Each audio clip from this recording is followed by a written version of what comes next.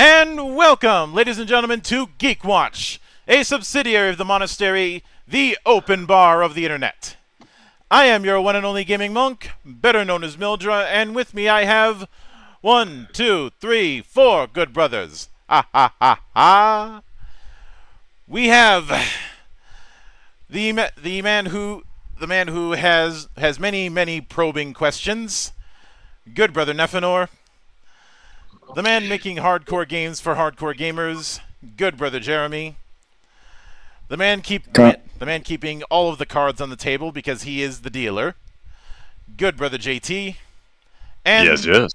The man of 1,000 runes, the CEO of Zadaria Enterprises, and the bane of my fucking existence, good brother Xanatrix. Zadaria Enterprises would like to remind you all that, yes, Final Fantasy XVI is a Final Fantasy game, and all of you who deny that are denying reality. Fuck off, we win. Look, if you want to go play right out of the gate. If you want to go play 6 on, if you want to go play the US version of 3 on your SNES one-handed, go right ahead, but don't fucking lie to us. And as much as Final Fantasy VI is still my favorite Final Fantasy, I fully endorse that statement as well. Yeah, Hi. Look, By the way, I'm thinking of changing my name. By the way, I think I'm changing my name, so it'll be different next time. I can always change the nickname. Just type out what you want me to change it to. The Handsome One.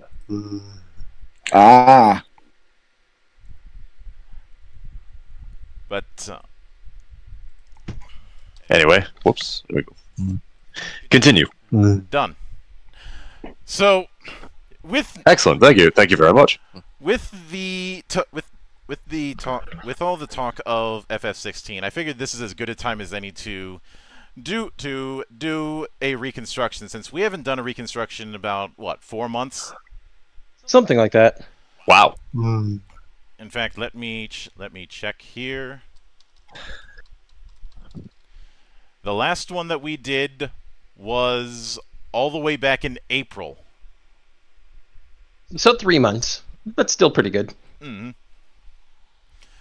So, the 7th generation was a trying time for video games in general and console video games especially. A lot of people weren't able to adjust to the jump from standard definition to high definition. A lot of games that were going to be in high definition required larger studios, and then the recession in the mid 2000s happened, and a lot of companies went belly up. And Let's not forget the time people trampled and shot each other over PlayStation 3s. Mm-hmm. And good times. Of course, it was in this time that the gaming media decided to start using the term JRPGs as a negative pejorative, something that Zan and I have covered in a live stream, and I covered in a short video condensing our issue with the term JRPG into about 6 minutes, which is actually one of my better ones, I'd say. It's a good video. I liked it. But I'm biased. 13 was used as an example of both this and how FF was supposedly broken, and yet I see people nostalgic for it, oddly enough, which to some old heads might seem a bit ridiculous, but consider the fact that this was probably some people's entry point into the franchise. I see it as the never-ending cycle I tend to see with any long-running game series. You tend to see this cycle. Stop me if you've heard this one before.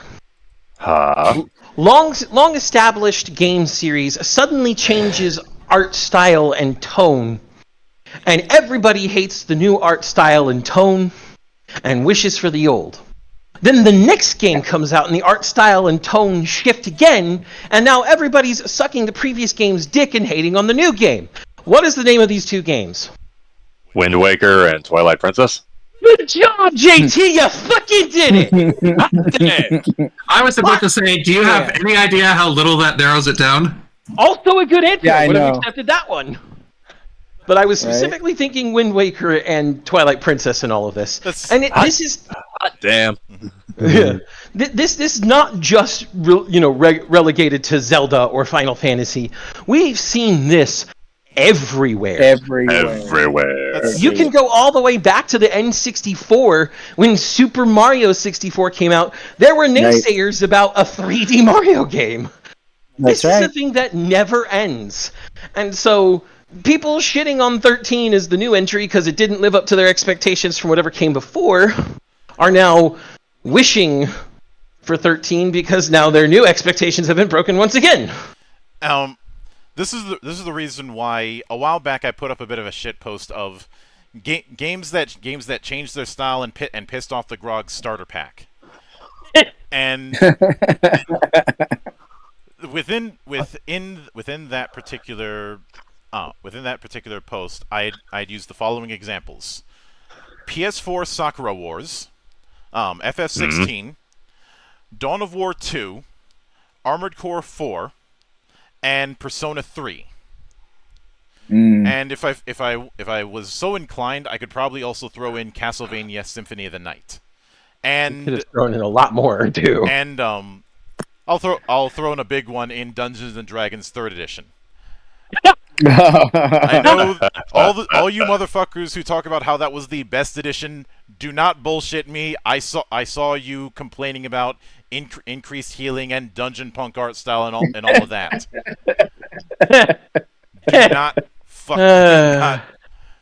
Do not fucking toy with me. Oh man, bringing up all these things just reminds us that nobody's ever fucking satisfied. No. I have gone on at length saying that yes, gamers of every stripe, whether it's TTRPGs, video games, or otherwise, are actually justified in being entitled to certain ways. Because we provide that money for the games. We're the purchasers, we're the consumers. There are certain things we're entitled to. When we tell you, rightfully, that the ending of your game is trash, and you call us a bunch of entitled piss babies in a blog post, hello BioWare, hello Mass Effect 3. At that point, we are entitled, and yes, you called us entitled piss babies, but you used entitled the wrong way.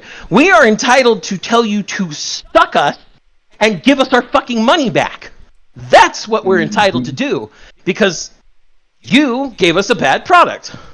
But there's also a line to that, as there is with everything. There are places where it's justified, and then you cross a line, and it isn't anymore. Such is the case with the people who hate on the new, and then once the new becomes the old, and we get a new, the old becomes enshrined. That's a type of entitlement that is Toxic. It's frankly stupidity. Yeah. You aren't learning from your past.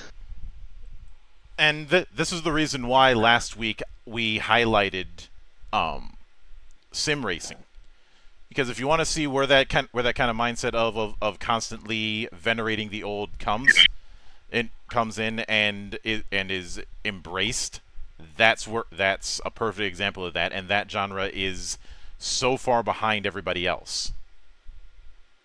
Even the good games still don't have a lot of the modern features that we want. Well, I mentioned this as an example last week. Project Cars came out 6 years ago, and one of the big things that people celebrated was being able to host private lobbies. Which is a thing that had been, which is a thing that had been done all the way back in Halo 2. Mm-hmm. And because of that, you have a very hardcore and dedicated audience to sim racing, but it's stagnant. Yep. And until that stagnance is acknowledged, then that's all it's going to be. And for the people who are in that audience, they're probably like, yeah, that's fine. We don't want any tourists. You're going to have less and less people coming in as it is. There's barely anybody playing R Factor 2, for instance. But that's something we've already covered. Getting back on the rails.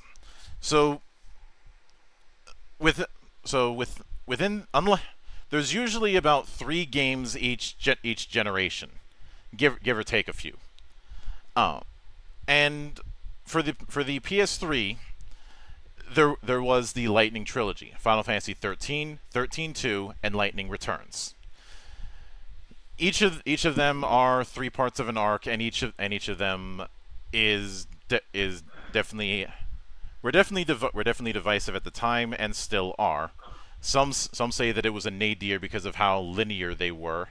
And in fact, I got really sick of hearing linear thrown out around the place, because you know how much I hate buzzword criticism.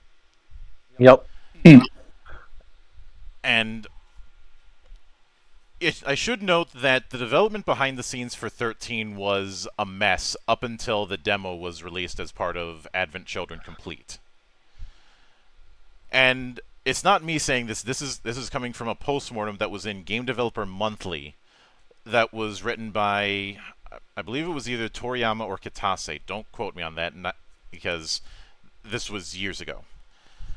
The big problem was, for the longest time, Square had relegated their staff into little fiefdoms with a representative for each when it came to meetings. So a bunch of people for the art design, a bunch of people for the combat mechanics, a bunch of people for the story writing, so on and so forth. The HD generation meant that they needed more people on all of those fronts. The problem was the staff ended up becoming bloated.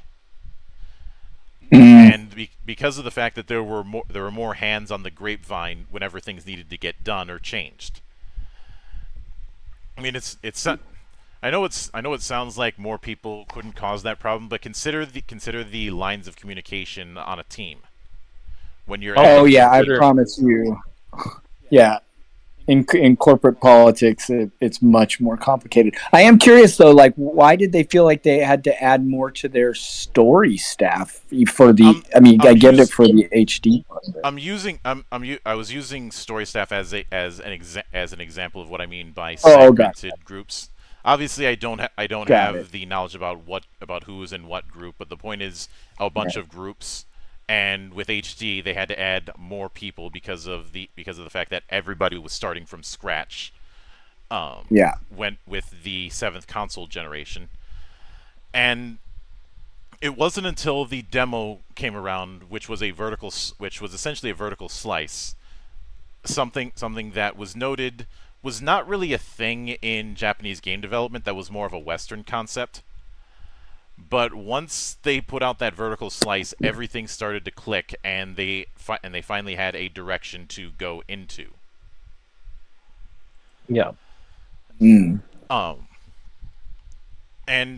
13-2 and Lightning Returns both had to deal with a lot of the pressures of this supposed bubble of the quote unquote WRPG emerging.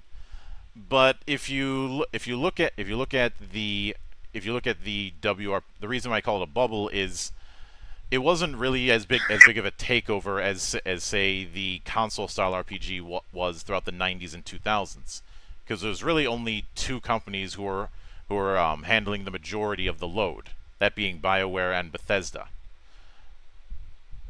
Whereas everybody else was just trying to siphon off of them, as opposed to the numerous console-style RPGs that you'd see in the PS2 and PS1 eras,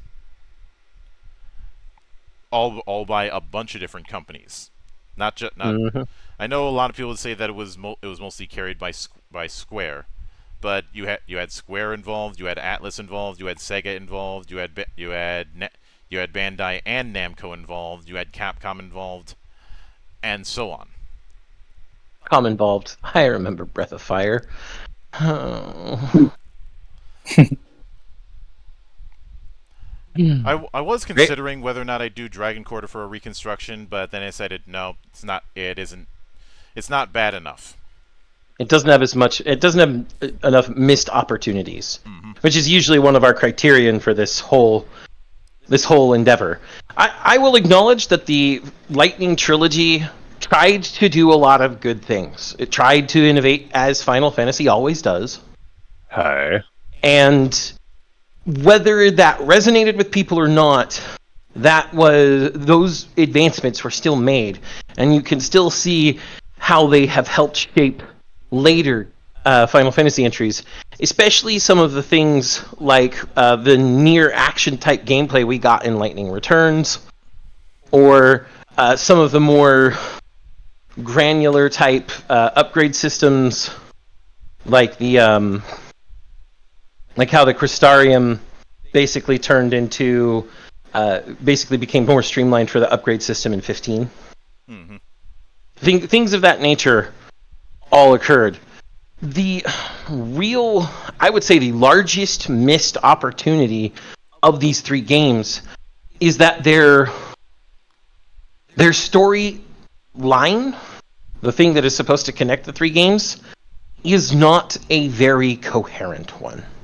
And one thing that certainly ended with the Lightning trilogy was the idea of multimedia projects, which was something that Square had been doing for a few years before that. The first incarnation of this was the compilation of FF7 project. The idea with it was to show that they could branch out beyond the Roman numeral thing, and it was through that project that's where you get stuff like Advent Children, Dirge of Cerberus, Before Crisis Core. and Crisis Core. And then this was done again with the Ivalice Alliance, which is how we got the very good remake of Final Fantasy Tactics, to the point where I'd say the PSP version is actually better than the PS1 version. Yep, War of the Lions is a 100% superior in every facet game. I know some people might say that its lack of Cloud is a detriment. Not really. Cloud was not a very good character in the original Tactics in the first place. It was a cute novelty, but the materia blade, which is the main thing that he can equip, is low tier in Tactics. And there's no way to upgrade it in any fashion. Mm-hmm. This is also how we got stuff like Tactics Advance and later Tactics Advance A2, as well as both great games. As well both as great games. As well as Final Fantasy 12 and Revenant Wings. And of course the international Zodiac upgrade version of 12 that is also markedly superior to initial Final Fantasy 12 in any way. Mm-hmm. Especially because you can't fuck up the Zodiac Spear that badly. Yeah. And 13 was supposed to be the launching point for another one of these multimedia experiments in Fabula Nova Crystallis. Fabula Nova Crystallis. Such a good name. Such great faux Latin. I love it. Yeah, this was also where we started to see the beginnings of this faux Latin almost obsession that Square has had for the last few years. No, that faux Latin obsession started in 8, Monk. Libri Fatale has it all. I'd say it started in 8, but 13 was where it ramped up. Was where it ramped up, and 14 is where it really ramps up. Oh man, the faux Latin all over 14 is so good. Thank you, Garlean Empire. Thank you, Garlemald. But the idea was you would have there was three games, 13 versus 13, and at the time it was known as Agito 13. Agito 13 would come out as a mobile game, but what was originally intended would become Type 0.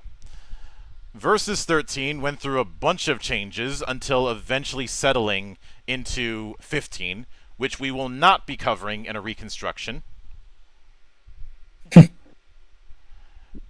Monk and I have some very divisive understandings of 15, especially because of the stupid fucking novel, not even written by the original writer of the game, that turns Bahamut from callous to actual antagonist. I don't think the novel has ever been I don't think novels like that have ever been acknowledged as canon. The only time they've been acknowledged as canon is when they're written by the writer. Hello, every Nier novel written by Yoko Taro. Plus, our rule when it comes to extraneous material still applies. Except with Yoko Taro, we have to make an exception because the extraneous material isn't actually extraneous; it's additional. Yeah, but exception proves the rule. Exactly. For those of you who don't understand what we're saying, extraneous means if I have to read a manga to understand what's happening in the game, that's bad.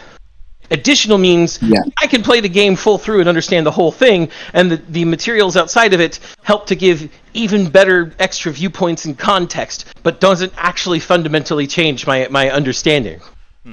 Yoko Taro builds additional stuff, including into stage plays, where he plays an epilogue that only played once in one stage play, and adds even more context to ending E of Nier Automata. Thank you, Yoko Taro. I hate it.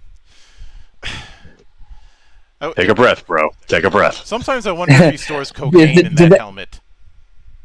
Is like that a real thing? Like into a stage play where there was one that's unreal. Listen, there was a stage play, and it was a stage play going all around Japan, but only at one showing of the stage play in Tokyo did the original Japanese voice actors get up onto the stage and read out the epilogue as their characters on the stage at the end of the stage play, and then it was never done again. I'd like to remind you all that Yoko Taro is a troll. I'd like to remind you all that Yoko Taro is fucking insane. The two are not mutually exclusive. This is true. I'm not saying that it is. I mean, it's already confirmed. I'm insane. It's already confirmed that he keeps snacks in his helmet. This is true. I am insane, and I'm also a troll, so I know it's not mutually exclusive. Game recognizes That's game. why I'm a fan of Yoko Taro. That, and he loves boobs. Yes, we had. Titties. I will admit that we had that famous Kukuruyo comic that was really good, where they compare why Kojima designed Quiet the way she was. It's like, well, she has to breathe through her skin. And then it goes down to Yoko Taro and why he designed 2B that way. It's like, I like girls. that was the answer. Yeah. That was the literal answer that Taro gave. I love Kuzart. He is so good. Yeah, and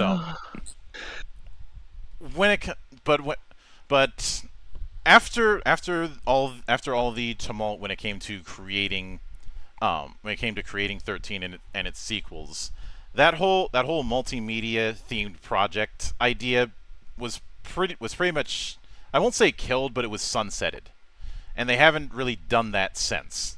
No, they did it with 15 Monk. Kingsglaive. I'd hesitate to say on the same scale. Kingsglaive, yes, but that's as... And the Brotherhood, the Final Fantasy 15 Brotherhood anime. Yeah. They just didn't give a title to the thing. But even with all of that, a lot of there's also the fact that at the same time 13 was developing, they were developing a new graphics engine. At the time, it was known as the White Engine. Now it's known as Crystal Tools. And a few years later, it was reincarnated into the Luminous Engine. Mm-hmm. So, developing both a game and a brand new engine, and dealing with a lot of behind-the-scenes tumult when it comes to designing both, I'm getting the strangest case of Dijon mustard right now. Mm-hmm. Because that's exactly what happened with Halo 2.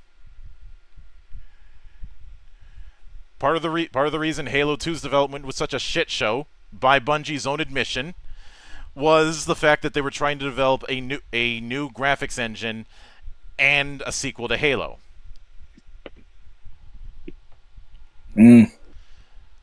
Which they had a much smaller studio around that time, and there was also the fact that the demo that they showed at E3 that year, they claimed was real time and wasn't pre-render, except it was because a lot of the stuff they were trying to put in it, they just couldn't get it to work, and when they wrote themselves into a corner, they basically had to blow the whole thing up and start scratch midway through development, which is why there is lots and lots and lots and lots of cut content. Yep. This is why 13 and its sequel games are so disjointed as well. Mm-hmm. Especially. So for somebody like me who I didn't play all the way through 13.1. I played a little bit of the game. What I remember of the game was Lightning, the character, which as a character I was like meh. And I remember a floating world. Tell me if I'm wrong at any point. I remember everything was big, like Shadow of the Colossus, big type things I was fighting. That's all I remember. Mm-hmm. So fill in the blanks for me. Like what were these? What were these? What was the story of this trilogy? We will get to that. I had to set the stage for some of the context regarding 13 because whenever it comes to these kind of things, it's always a ripple effect. Oh yeah. It's always one thing that leads into other things, and I have endeavored to try and figure out the origin point that a lot of things ripple off from, instead of just focusing on one thing and saying this is why things were the way that they were. Because once again, somehow I have lucked my way into becoming a journalist. He hasn't claimed why to you're be the a monk. journalist. He hasn't claimed to be a journalist. He just does journalism, and that's what the result is. Mm-hmm. Or I should say, he does his job, and the journalism is the result. There you go. That's it. Yeah, I had no idea that so much of that was going on in the background of all of this.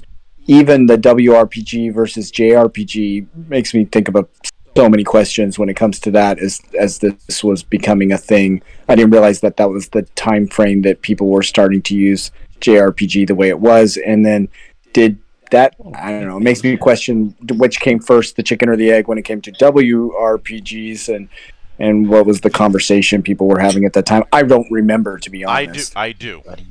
The JRPG versus the JRPG WRPG terminology was entirely created by journalists.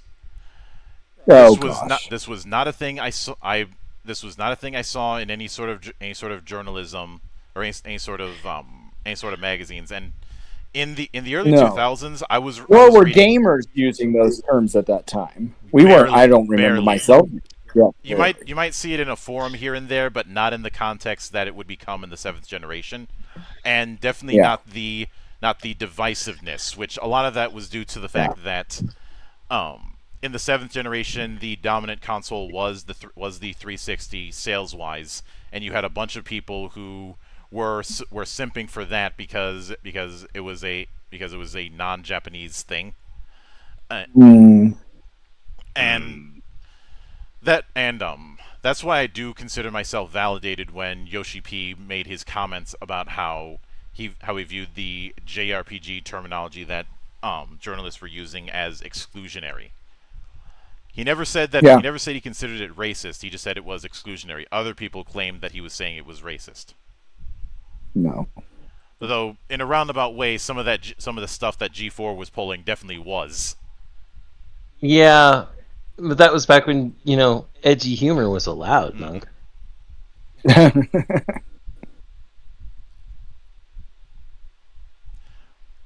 But that brings us to the trilogy per se, which has a lot of we have a lot of motifs about L'Cie, Fal'Cie, and the Defiance of Fate, which a lot of that we will get into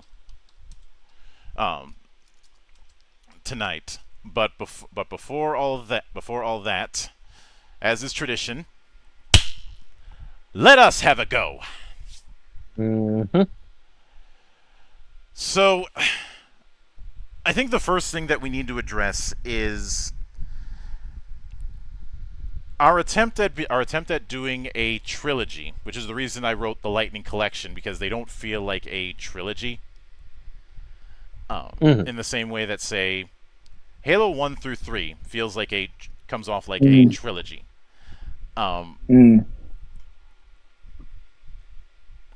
say,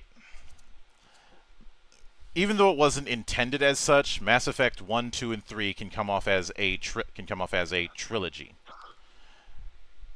Each three movies of the true Star Wars movies are definitely a trilogy. The connective tissue with all of these is that one story follows into another.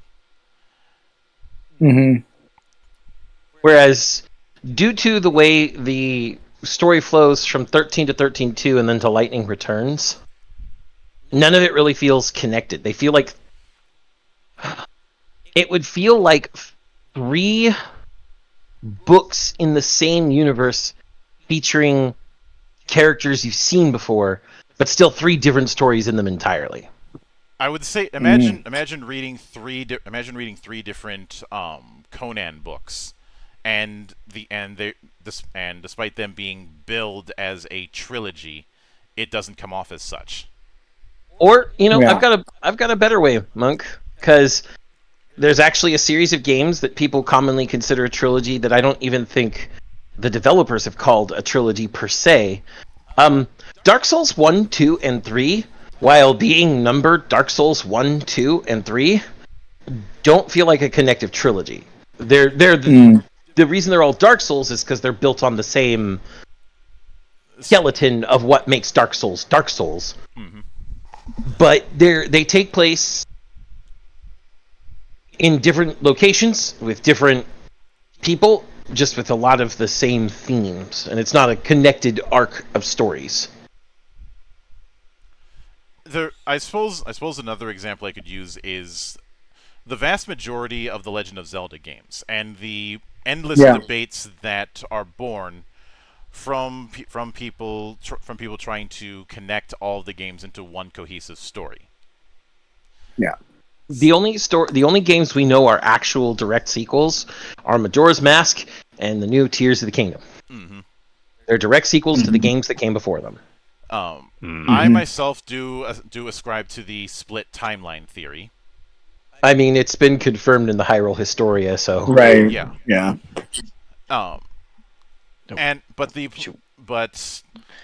point is that when you try and connect every game into one unified timeline, I'm not entirely sure if it's a good idea to even do that because of the fact that just the name itself, The Legend of Zelda, and two, no matter how hard you try, you're gonna end up with some things that don't match up.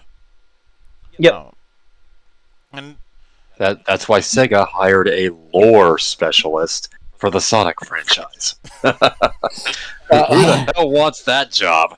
well, and great well, it's not a bad job idea for if you're gonna do a series of stuff, but for Sonic, really? Well, I mean, Sonic does have a lot of lore these days, and it all connects together. my counterpoint Is it so much so that you need like a person responsible for it? Jeremy, It's not like Star Wars. Jeremy, Yes, counterpoint. actually. Counterpoint. The Archie and IDW comics. Yeah. And Sad AM.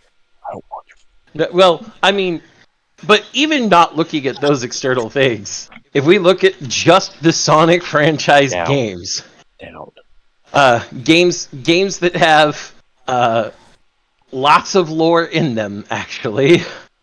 Let me get to the timeline here.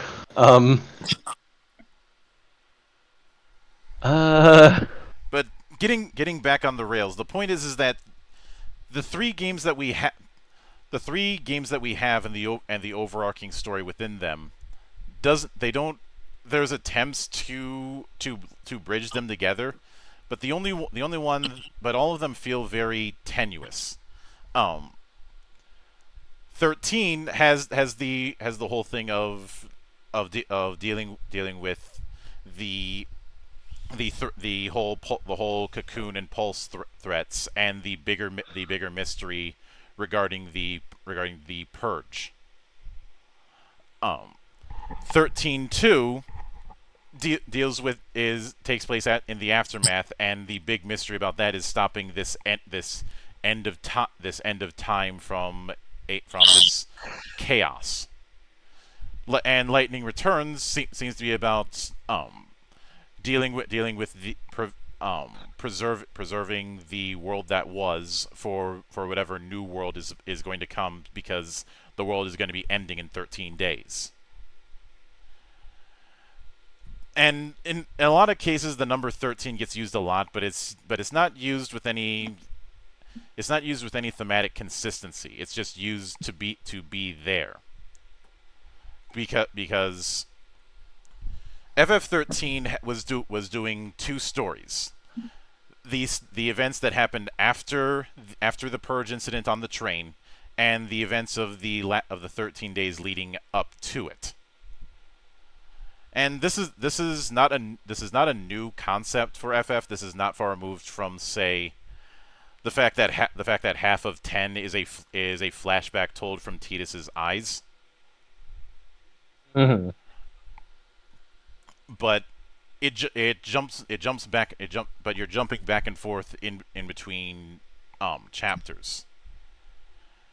And that's a bold move to tell a story out of order like that, and was something that was tried to explore further with the timeline setup that they had with 13.2. And then the non-linear approach in Lightning Returns. But again, there's this issue of trying to expand the storytelling method wider and wider instead of being more cohesive throughout. That's not to say the story's chaotic. It's just that it's casting wider and wider nets as we go forward. And I think the first thing that we'd have to do is our hypothetical trilogy has to be cohesive. One story leads into the next, which leads into the finale. Yeah, and this is actually where I had the idea that I was talking about before we started the episode today, Monk. Mm-hmm.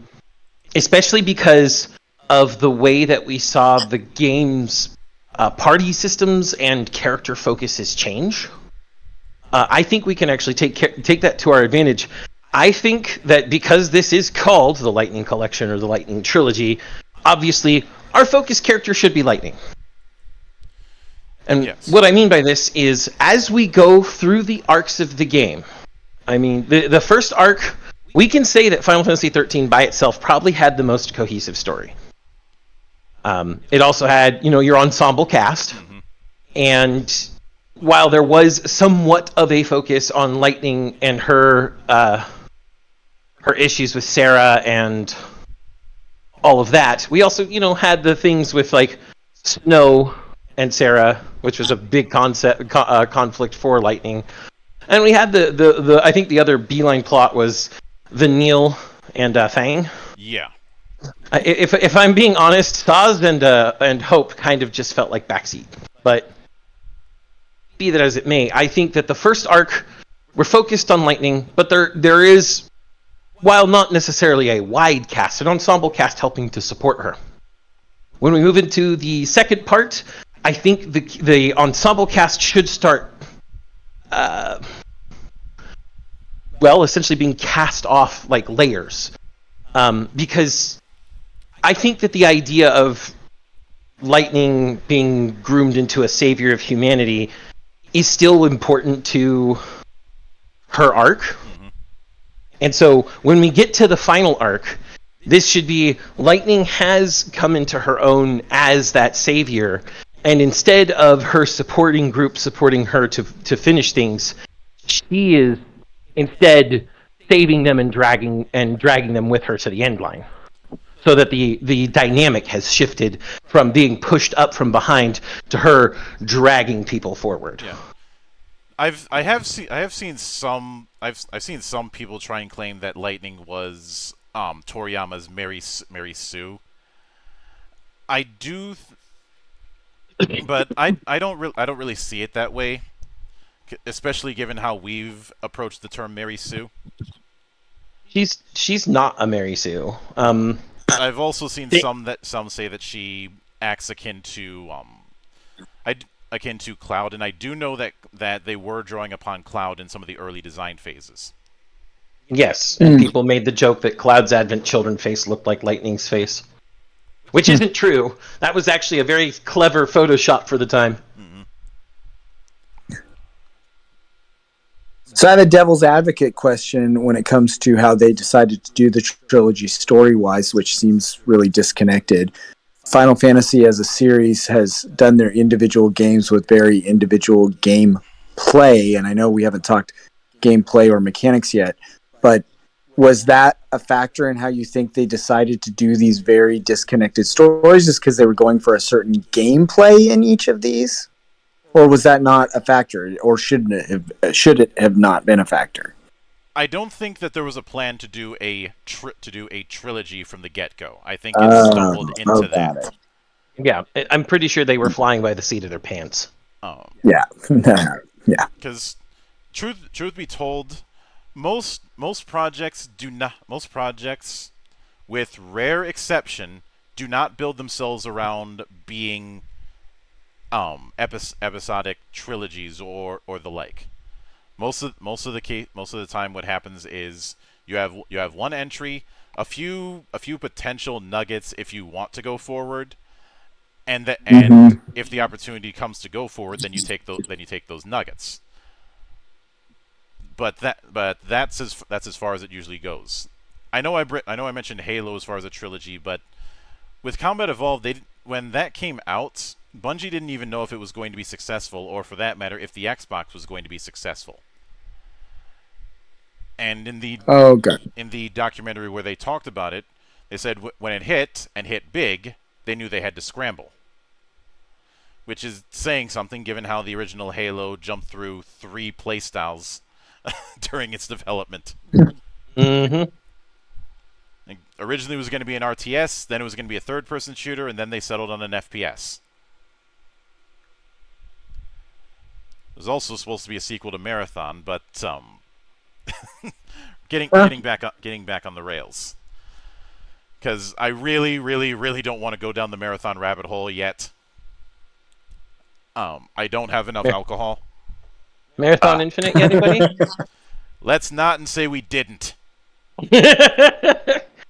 Fair play. So, I do think so. Given that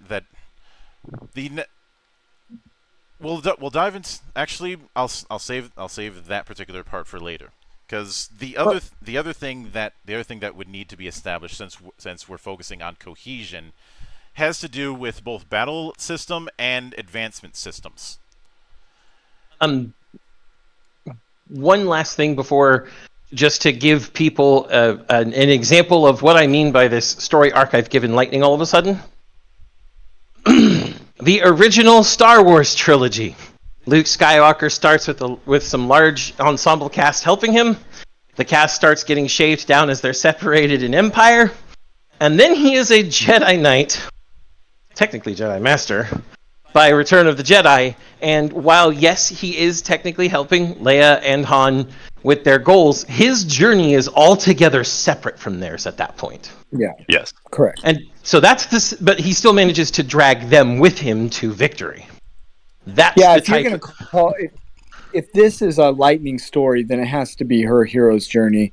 And if it's not that, then that's a big miss on their part. So creating it as that, if we're going to remake this, is absolutely it. We have to see Lightning all the way through, even if the cast falls away, and in the Luke Skywalker fashion or Joseph Campbell fashion, her transformation at the end to be this ultimate whatever it is that she was intending to be in the first place.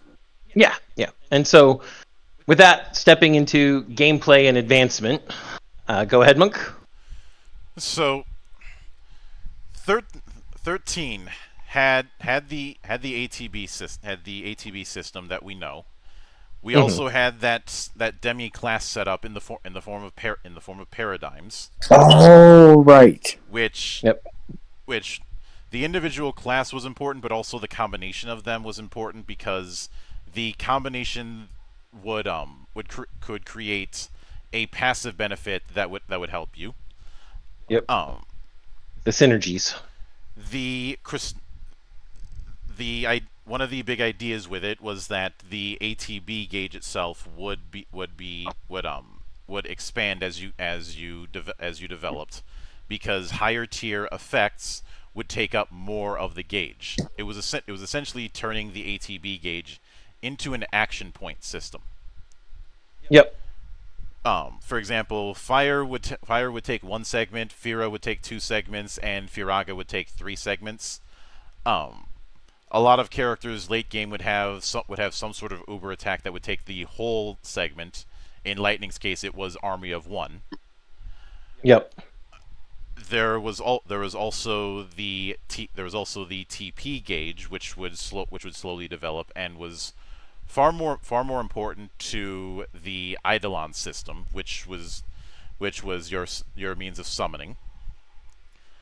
13.2 had the same 3-person party and paradigm, but because of the fact that the story was solely focused on Sarah and Noelle, the third person was a monster that you could equip. Which in the same vein, instead of the Crystarium sphere where you leveled up each of the roles individually, you had a track where you were giving level ups along a circular pattern. Once you completed the circle, you'd get a note about Crystarium expansion. But you're essentially treating each of the Crystarium roles as individual leveling tracks. The monster, you'd level that thing up not through Crystarium points, but through items. Then we get Lightning Returns, which has the schema system, which completely opens up the available weapons that you have access to. Each of the weapons have their own little quirks and styles that they foster, and you have a very broad, almost gem-like approach to equipping abilities to the schema, which is akin to the Dress Sphere, but only on a superficial level. The schema were different plans, different presets that you would define outside of battle, and could change to essentially on the fly in battle, giving you very flexible tactics. You could be a heavy-hitting melee user at one point, and then switch over to your magic debuffer at the next point, and then you got hit by something big, so you'd switch over to your healer to get yourself back into the game, and follow through like that. And this is the trick. This is going to be the trickier part, because if we're going to focus on cohesion, then what we need to figure out is a through line with all 3. Or a way to circumvent all 3 but still make it thematically cohesive. Yeah. And it sounds like you had an idea in mind for that. So it's more like taking the schema system and expanding upon it, making it so that not only are the schema things that you can equip abilities to, but each defined schema can be developed by itself, kind of like how the Crystarium was developing people. Mm-hmm. That way, as those things develop, Lightning develops, because the schema are tied to her as per the game. And so you would develop certain schema, maybe get some new passive bonuses and some synergies between schema, because you know how that you could equip pieces of different armor onto a schema that were technically not part of that schema that could still bring over abilities from outside schema. Mm-hmm. You could develop synergies that way with this type of expansion on the schema system. Because to me, the schema system was really a good crystallization of an advancement system within the series. The Crystarium was okay, but it felt really lackluster and numbers go up. I guess when it came to Crystarium, the version that I ended up preferring was the one in 13.2, where it was a track it was a unified track instead of each one having to be leveled individually. Mm-hmm. All six of the roles individually, and you didn't get all 6 of the roles on each character until you hit Grand Pulse. Mm-hmm. Everybody only had 3 roles until you got 80% of the way through the game. So making some of the team combinations that you really liked, like Rav Rav Rav, was sometimes impossible. Triple Ravager was sometimes impossible because there were people who didn't have Ravager and didn't get it until Grand Pulse. And here's the other issue. With one of the issues that I remember distinctly having when it came to combat was how it was very clear that if you were gimping yourself if you didn't have all 3 party members. The worst combat encounters were when you had only 2 playables. Mm-hmm. Especially since it's very clear that if you end up with, say, your offensive being on one hand a Ravager and on the other and your other being a medic, you're going to end up with long encounters, because this is also where we get the stagger mechanic, which has been present since in one form or another, which is good. Yeah. Which is good because it's a good mechanic, especially for action leaning RPGs. Mm-hmm. Oh. And if somebody's got a problem with that, I hope to God they're not playing Sekiro. I hope to God they're not playing 16. Yeah. or 7 Remake for that matter, because Stagger was also there. Yep, 7 Remake Stagger mechanic was good. And I'm perfectly fine with Stagger. However, in order to really take advantage of Stagger in 13, you needed both a Ravager and a Commando. If you had one or the other, the rate of Stagger would be astronomically slower. And the reason for this was because once you had Stagger, you would get a damage bonus, and the best way to pump that damage bonus is once Stagger was hit triple Ravagers to really ramp up that damage bonus, and then into whatever your best attack grouping was, which is usually triple Commando. Yeah. It's for this reason that I'm perfectly fine with shifting more towards schema than the setup there, because for one, in using schema, there's a bigger pool that we can draw from instead of having everything tied down to these 6. And 2, as nice as the passive bonus from certain paradigm combos are, there were plenty of cases where it was very clear that you needed certain combos over others. One of the big examples I always go to is the first boss fight with Bartandalus. Mm-hmm. Where if you didn't have the hero's charge paradigm, there was no way you were gonna there's no way you were gonna survive his facsimile smile attack. Yep. And believe me, I tried. Yeah, it's kind of that point where it's like, well, you have to play a certain way. That's a little limiting. Mm-hmm. So the way I see it is we have the schema system, and I think the schema themselves should be like the schema cores themselves should be upgradable. And you still have the mix and match, because that was a big part of the schema system. The mix and match was really good. But by actually upgrading your schema cores, you can cause some synergistic effects between the mix and match, I think is the best way to do it. So, given that, I'm guessing you would have schema, because of the fact that they're not presets, I'm guessing you would have them individually level up on a linear fashion and just be equipped by different party members. Yeah, you could do that for when we have Lightning still amongst a party for sure. That would work perfectly well, especially since the schema system in the first arc, the entire reason that Lightning starts being a one-man army, army of one, thank you, is because she is, even though she isn't a playable character in 13.2, she is stepping further and further into a role of transcendence, exuviation, divinity.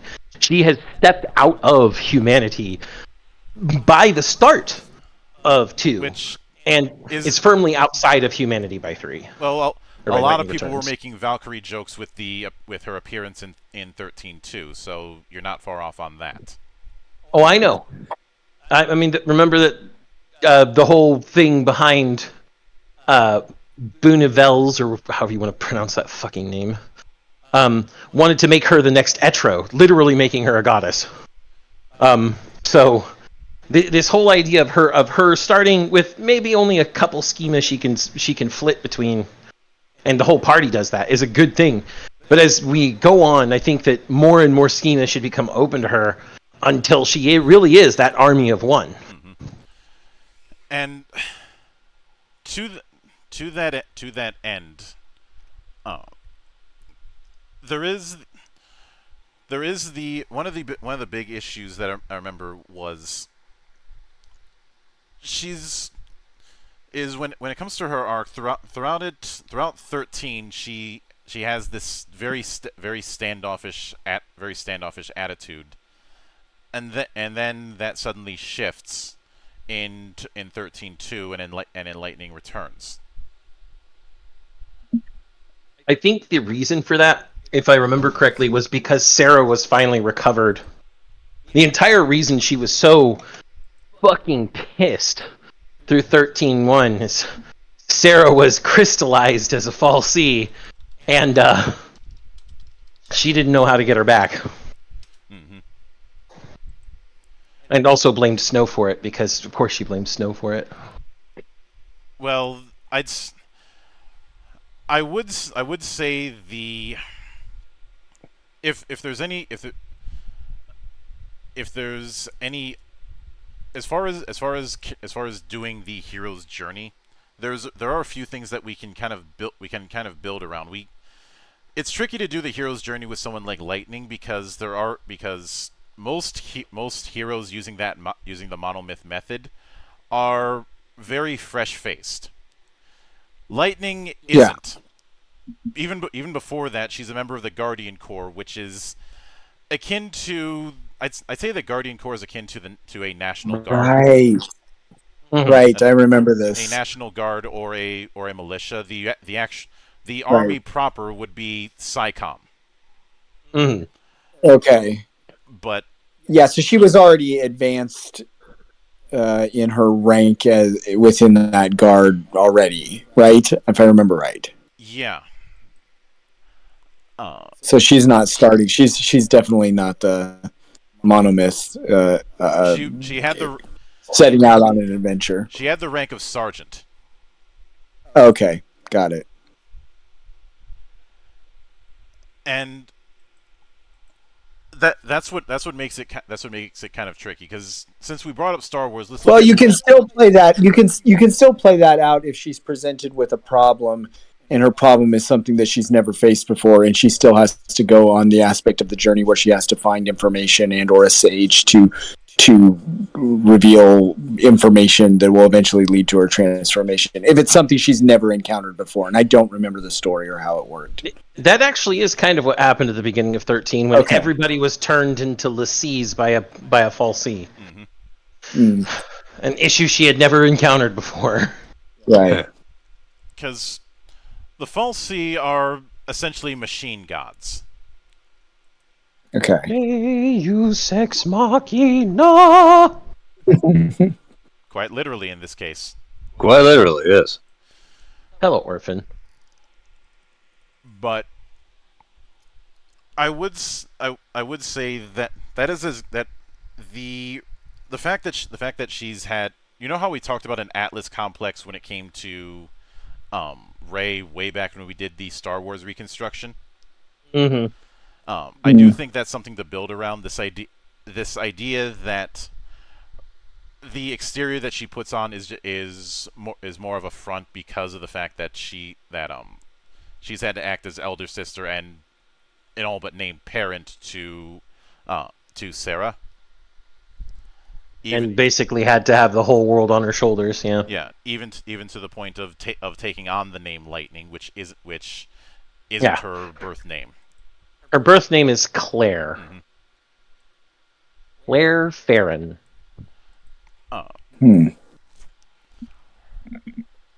But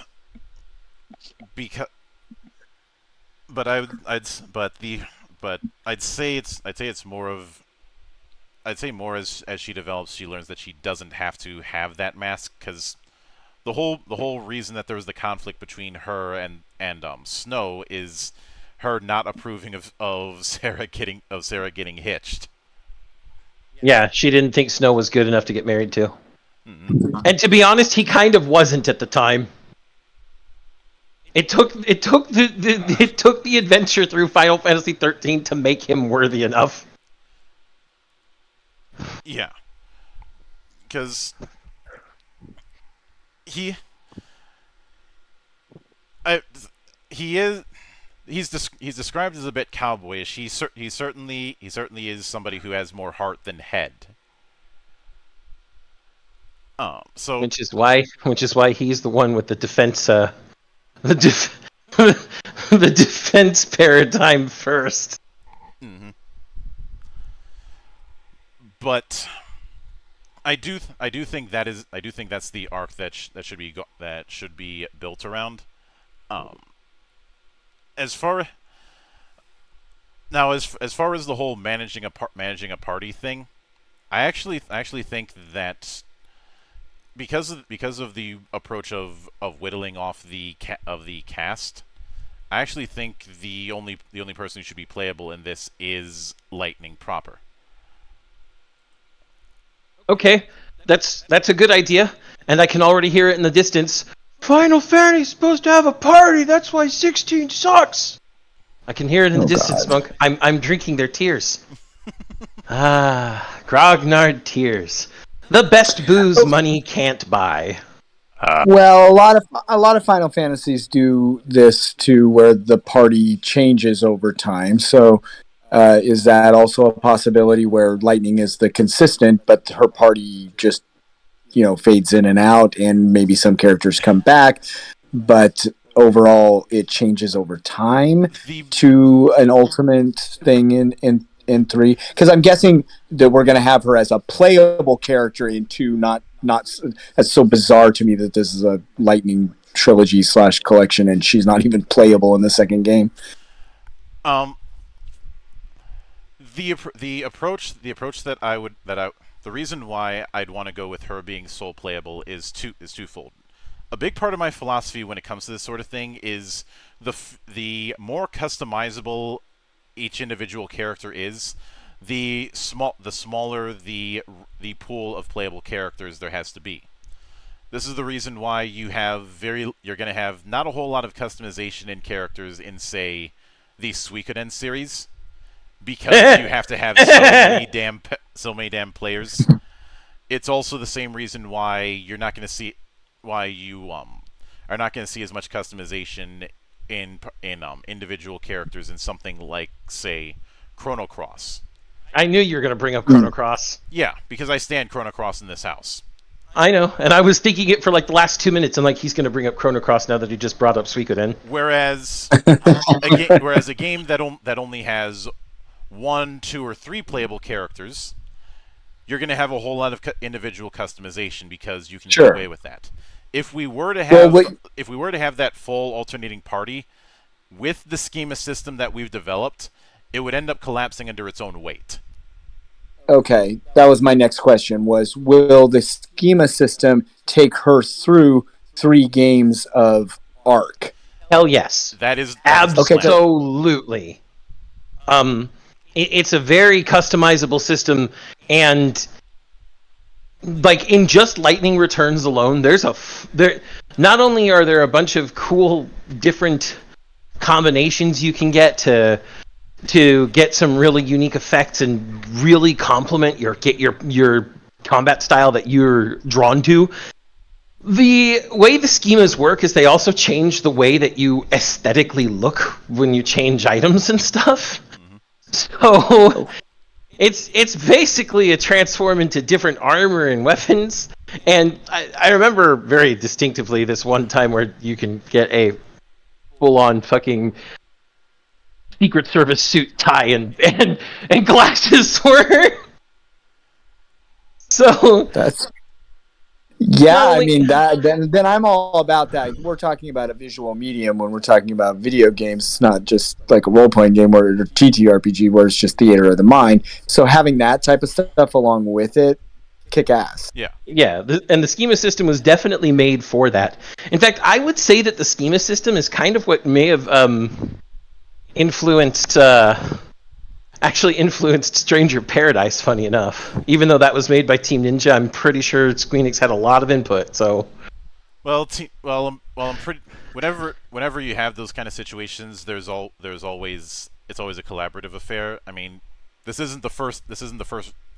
Stranger of Paradise was not the first rodeo between Square and Team Ninja.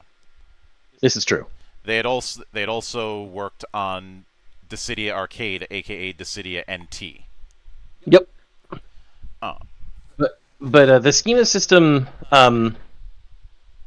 is so customizable in Lightning Returns, and with the additional that we're putting on top of it to give it more of an advancement feeling, it absolutely needs to be focused on Lightning. Like I said, the other party members can have their own schema, and those can be advanced in-game as well, but it's basically only going to be one or two. And when he says that Lightning's the only playable character, that means it's going to be like what's going on in Final Fantasy 16 now. Clive does get a party. I mean, he has his dog with him at all points, and there are times when party members such as Jill join him as well, but they're fully AI controlled.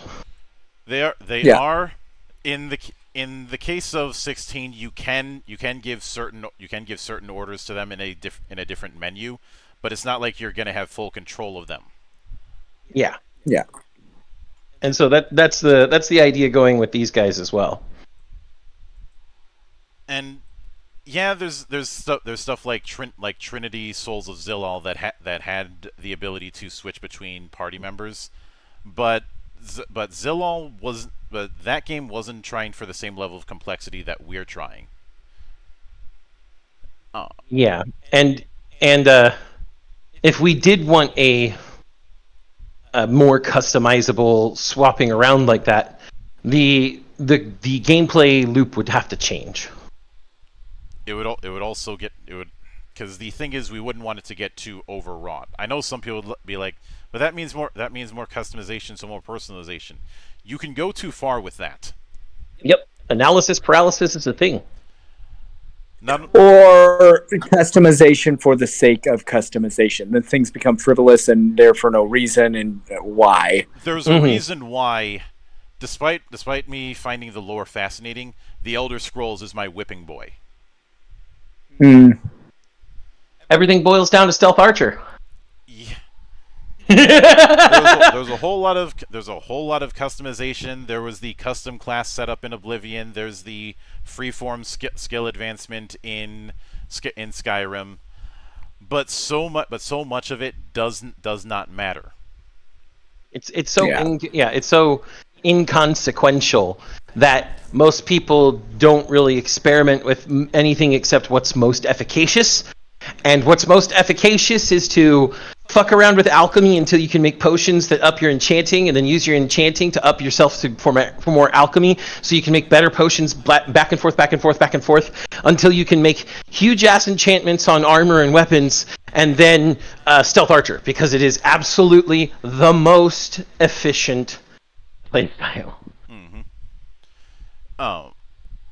I suppose another example of this kind of thing, and actually what we're probably leaning into, is the favorites system that was in Mass Effect Andromeda, which The idea of going freeform but having presets that you could switch between at any given point is a really cool idea. The problem is, by going freeform, they killed off the idea of hard counters, so there's never an incentive to use it. So when you're building your particular stack of favorites and making classes that don't have downsides, you're just picking colors. Wouldn't be the first time. Mm-hmm. Well, I have a better one, Monk. One that we haven't actually discussed too much, and it is a Square property. Between Bravely Default and Bravely Second, a very important feature, a very important quality of life feature, was added. A favorites list, where you could save your exact job, ability, and equipment setup, and you could save up to 10 of those. Nice. And not only that, they did another quality of life thing that was great. You had the auto battle system from the first game, which just repeated whatever you had just put in and continued to use it.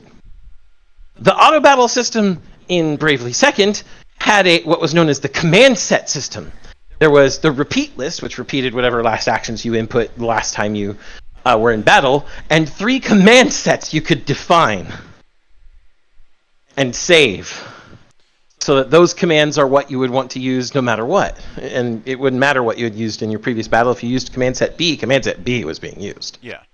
Now, as far as the ATB setup that was utilized in 13.2 and Lightning Returns, I'm actually thinking that I'm not thinking of dropping that, but rather shifting it, so that basic maneuvers don't cost ATB, but more advanced ones do. Essentially, I'm taking that and the role that MP shifting it to FF's. Sorry? You're shifting it to FF7.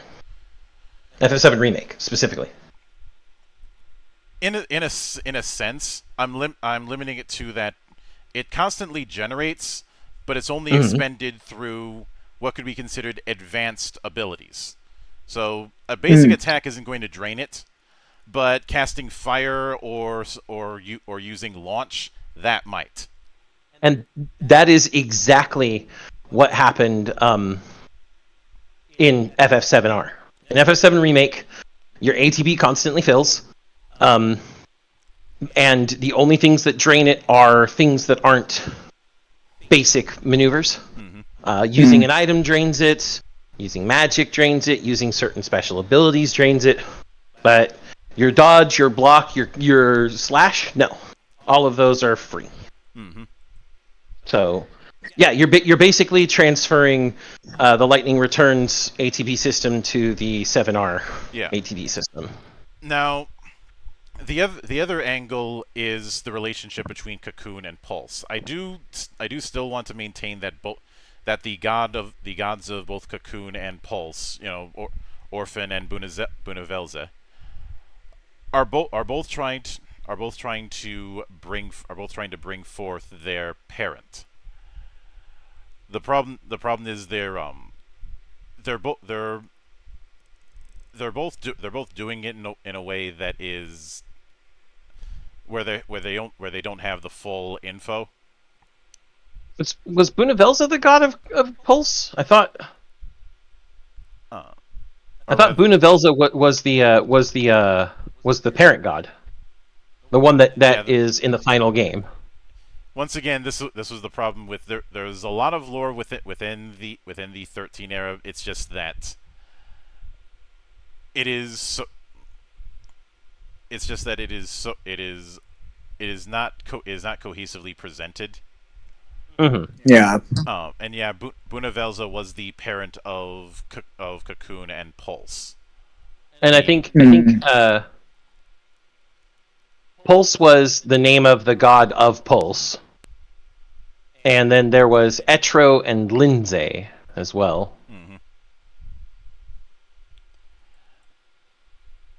And did this game or any of the games have summoning of any kind? Were there otherworldly Eidolon type beings in this trilogy at all? Oh, okay. Absolutely.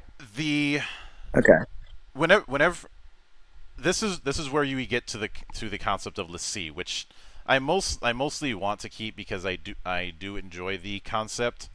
But the fal'Cie, which would sometimes mark someone as l'Cie for a certain task. Unfortunately, what that task is given only in visions, which certainly makes sense for the whole being chosen by a deity and the concept of fate throughout the trilogy and through some of the games going forward. And of course, those who fail become the zombie-like Seath. And in fact, there's always that warning of you start out with a marker, then that marker gets more arrows, then then an eye forms in the middle, and that's when you become a Seath. If somebody's at a low point, they may inadvertently summon an Eidolon, which will either grant them a mercy killing, or if they can survive the fight with it, the ability to summon that Eidolon. And each of the main cast gets that in the form of a different one. In the case of Lightning, she gets access to Odin. And the Eidolons are far more mechanical in their design. In fact, they have there's that whole transforming into some sort of vehicle or transportation. In the case of Eidolon, transforming into a horse. Or in the case of Odin, transforming into a horse.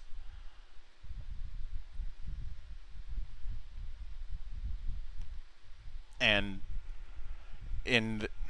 there was the infamous thing of the Shiva sisters transforming into a motorcycle, which prompted a certain artist to ask, "Are we sure this isn't an S&M game?"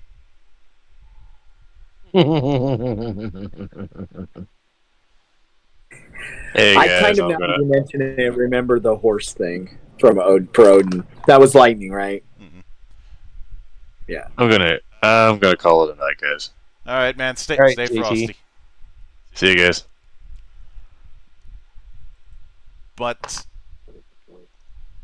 the of course, the big mystery is what that vision is supposed to be while they're on the run, and that's also the reason why the quote unquote linearity issue that people complain about, I don't have as much of a problem with, because at the very least with 13, it's not really a story where you could have the kind of exploration you could have in, say, 4, because you're playing as fugitives.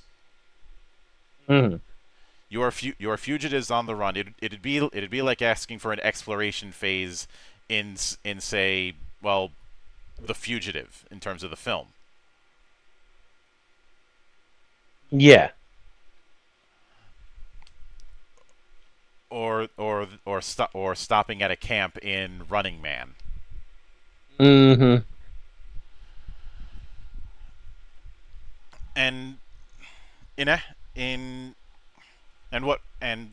even with that, the whole notion of stopping in a town to get supplies is going to be a bit ridiculous. Because you are a fugitive, yes. Mm-hmm. And when it comes to past games, I know some might argue, but you were a terrorist as part of Avalanche. Yeah, you were, but the individual members of Avalanche weren't exactly public knowledge. At least not until, disc 2. Mm-hmm. But early on, everybody knew about Avalanche, and everybody knew about the propaganda that the Avalanche puts everywhere, but that's as far as it goes. And a lot of the stuff that Cloud was involved with before the story even starts, nobody's going to know about that except for higher-ups at Shinra. I'd hesitate. There may have. It's been a while since 6, but even using that as an example is a massive stretch. Because I'm trying to think if there were any games beforehand where you were a fugitive. And in this same sense, I can't think of any. 2. We're scraping the bottom of the barrel when we have to bring up 2. I mean, but I'm still correct. You're still correct, Yeah. but the point is that there's slim pickings for this kind of thing.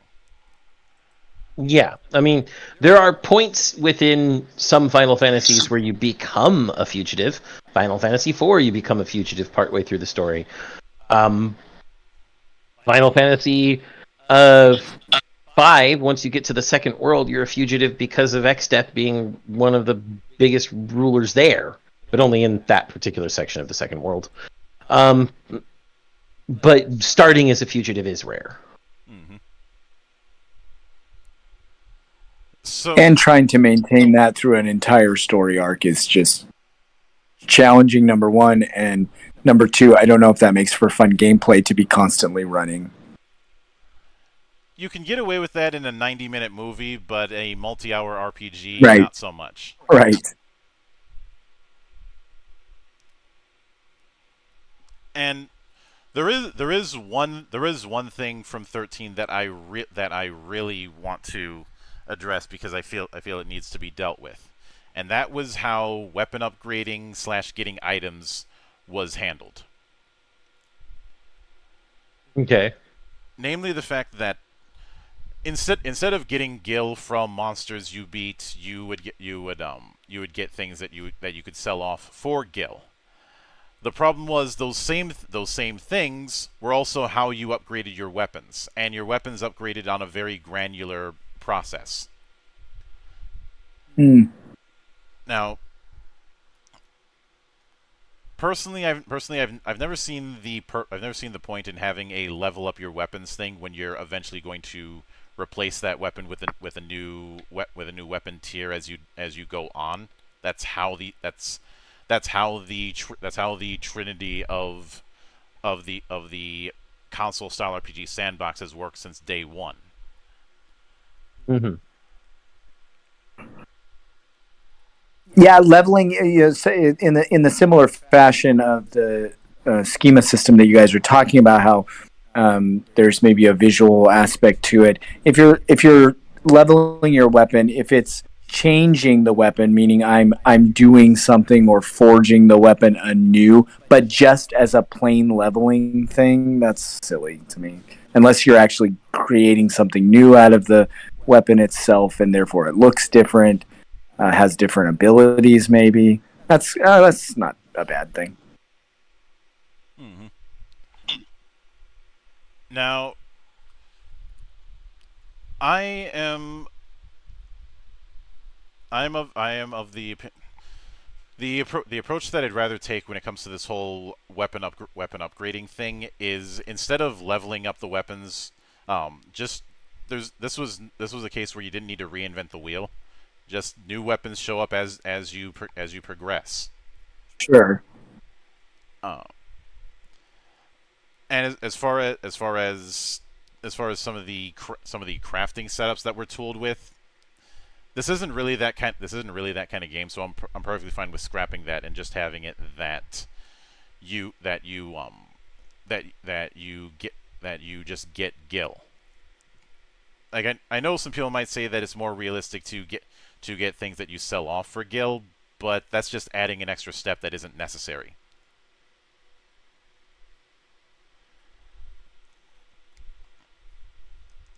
Yeah, I'm all for eliminating unnecessary steps. Mm-hmm. Mm-hmm. Again, for the sake of those type of things. And I know some people might throw at me, then what about the whole you can only level up at camps? I'm perfectly fine. I was perfectly fine with that in 15 because it is reinforcing 15's themes. Sure.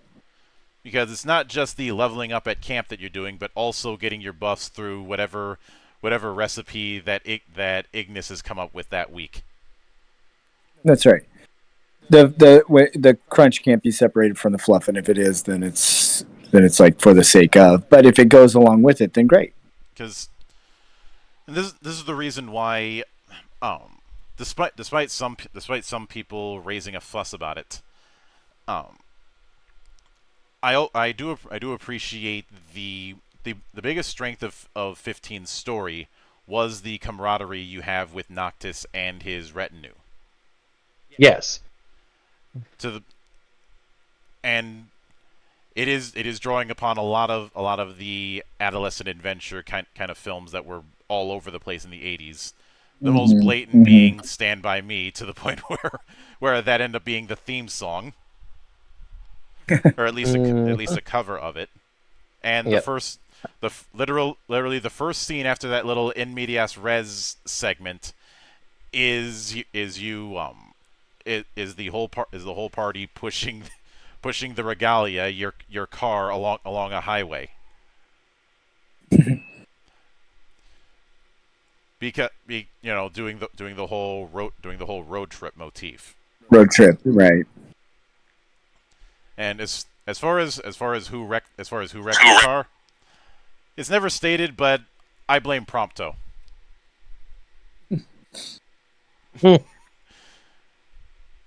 I hate to pick on the small guy, but spade's a spade.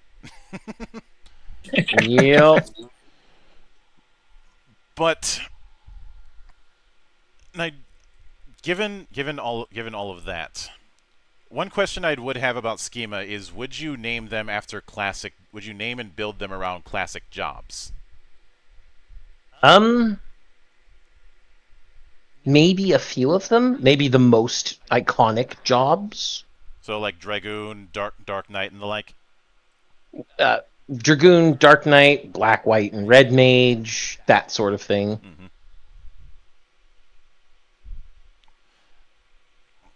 But I'd imagine you'd also have ones that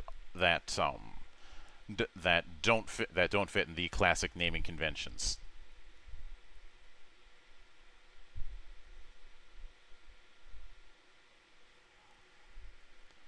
Or rather are a bit more out of the way in their naming setups. Mm-hmm. Now, obviously, we've covered a lot of the broad points with the main story, because when it comes to the cast itself, outside of Lightning, there's not really a whole lot that I feel would necessitate all that much in the way of change.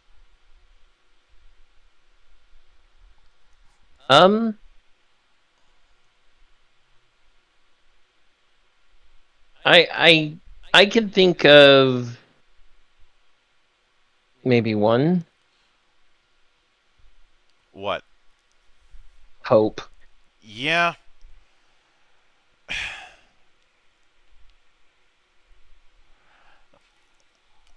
I would say Hope was probably the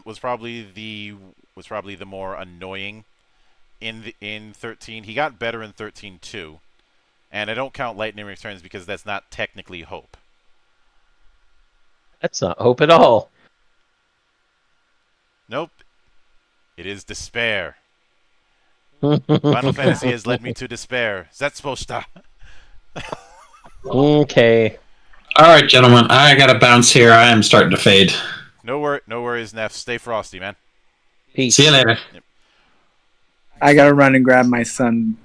Good fellas, good brothers. All right. We'll chat soon. Mm-hmm. Peace. And then there were two. But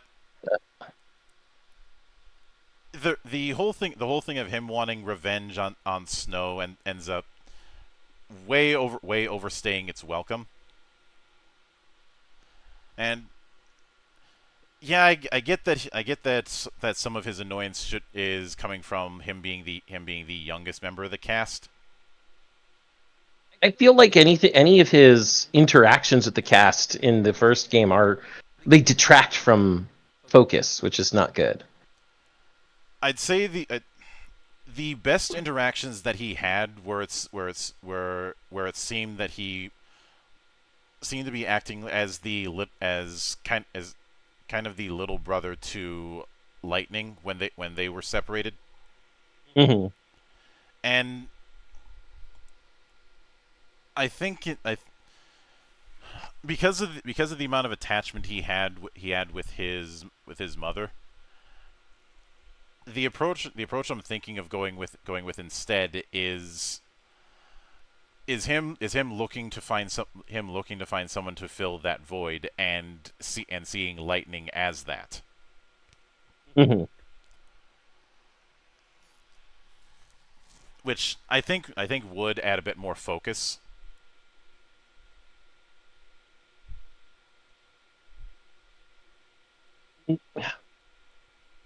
But the real question is it really necessary to keep him?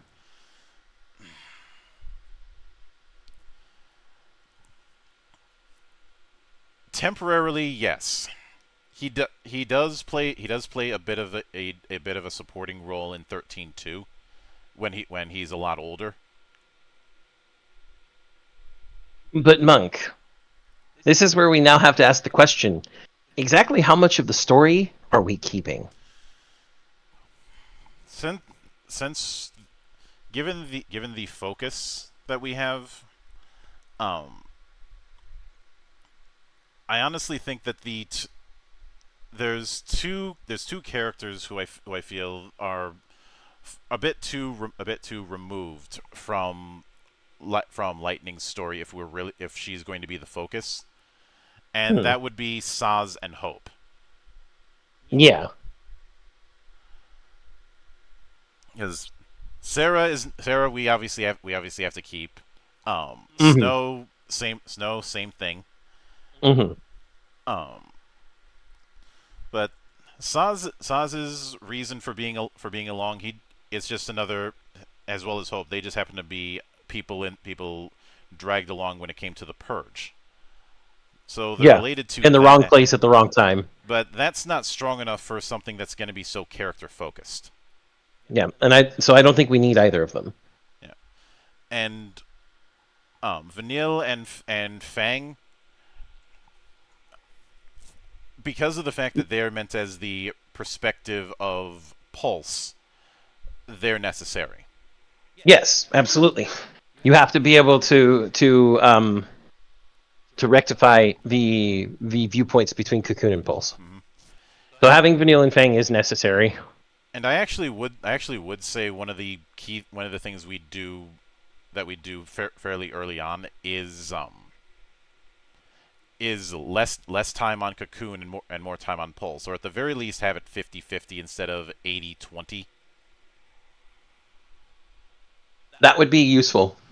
Because in my mind, the transition from Cocoon and Pulse should be akin to the transition from the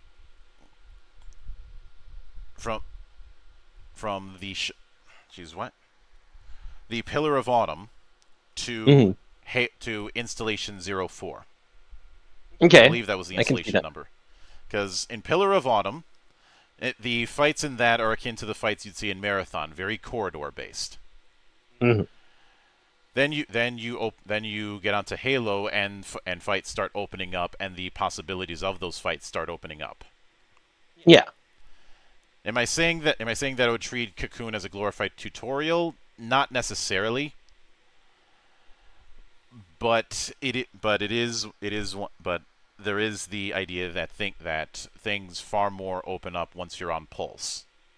Well, I also think that a lot of the story that got defocused because of the antics of Hope and Saz and others could now be more. You could get it, since we're going for the tighter focus. The different reveals that we got on Cocoon that all led up to going to Pulse before going back to Cocoon to confront Orphan, can be consolidated quite nicely. And the development of the Eidolons and all of that as part of the story beats could be consolidated as well. Although, can I just say, I still think Hecaton Kyries is the most fucking asshole Eidolon on Pulse. It comes out of nowhere for no fucking reason. Mm-hmm. There's a reason why I didn't even consider it when we were initially figuring out what summons we'd use. Yeah, we don't need the 100-armed giant. Say, Bayonetta can have that one. Yeah. But the biggest thing here is that with that consolidation, the reveal about falsies and lassies and how what they actually are in comparison to the actual makers of Cocoon and Pulse, all of that can be consolidated and streamlined a bit so that we can move from Cocoon to Pulse more quickly. One use that I would take advantage of with that extra time is expanding the vision, because originally the vision is just of the beast Ragnarok. Yes. Expanding the vision given by the falsie would be a good one. Another thing I'd want to do with that particular time slot, though, Monk, I want us to consolidate the connections between the party. Yes, many members of the party do go closer together in 13 by the time you get to Pulse. But Vanille and Fang are already close. They start that way. Yeah. And Snow and Lightning are obviously at loggerheads for most of the game, which is annoying as shit. I think that we have the time to explore not only both sets of relationships that already exist, the combative relationship and the close relationship, but now how these two people from these two different pairs from two different cultures are starting to intertwine and become comrades as well. And I would say regarding the way that we'd handle Lightning and Snow's relationship, I do think obviously it's tense from day one, as far as the player's perspective, but I think eventually Snow would give Lightning a reason you suck speech. Yes. Basically calling her out for the fact that she is acting like a helicopter parent regarding Sarah. And while the motif that I'd want to go with is that Snow has his flaws. He most definitely has his flaws, and there is the debate about whether or not he'd be a good husband. But he is making the effort to try and improve himself. I see that that William in the chat has said, give time to hint at things in the other games, which I think we were already going to lampshade things that weren't lampshaded well previously, such as the existence of the actual gods and Bunavelza and everything else was going to get hinted at a lot better. It wasn't going to be so cryptic. That's part of expanding the vision. Yeah. And as far as one of the, Grand Pulse as it was treated as this post-human era where hundreds of years had passed. I don't think we'd have Grand Pulse as that desolate of humans. It wouldn't make sense. Especially since if we are going to take into account the ideologies of the creator gods that made Pulse and Cocoon, those being Lindsay and, Pulse. Pulse's whole thing was survival of the fittest. It wouldn't be bereft of humans. The best humans would be who are surviving. And sure, there'd be probably less humans than there are in Cocoon, but there would still be tribes here and there, or there may even be, some city-type places. Now, I would say that one thing that should be doubled down on is the naming convention of people from Pulse. Where the way it works is village, clan, then name. Yeah. Which is why With- Vanille and Fang start with Orba, because that's the village they're from. And then their clan within that village. Mhm. Yeah. And on the flip side of that, we know that Lindsay is someone who, as a god, encourages ingenuity and advancement. And that's why Cocoon is such a technologically advanced place. Mm-hmm. So we'll see that in Cocoon. You know, the What tech level The would tech- you give Grand Pulse? Grand Pulse, I think, should not be at such a bare bones tech level as it was. The implication for both Cocoon and Pulse is they've been around for thousands of years.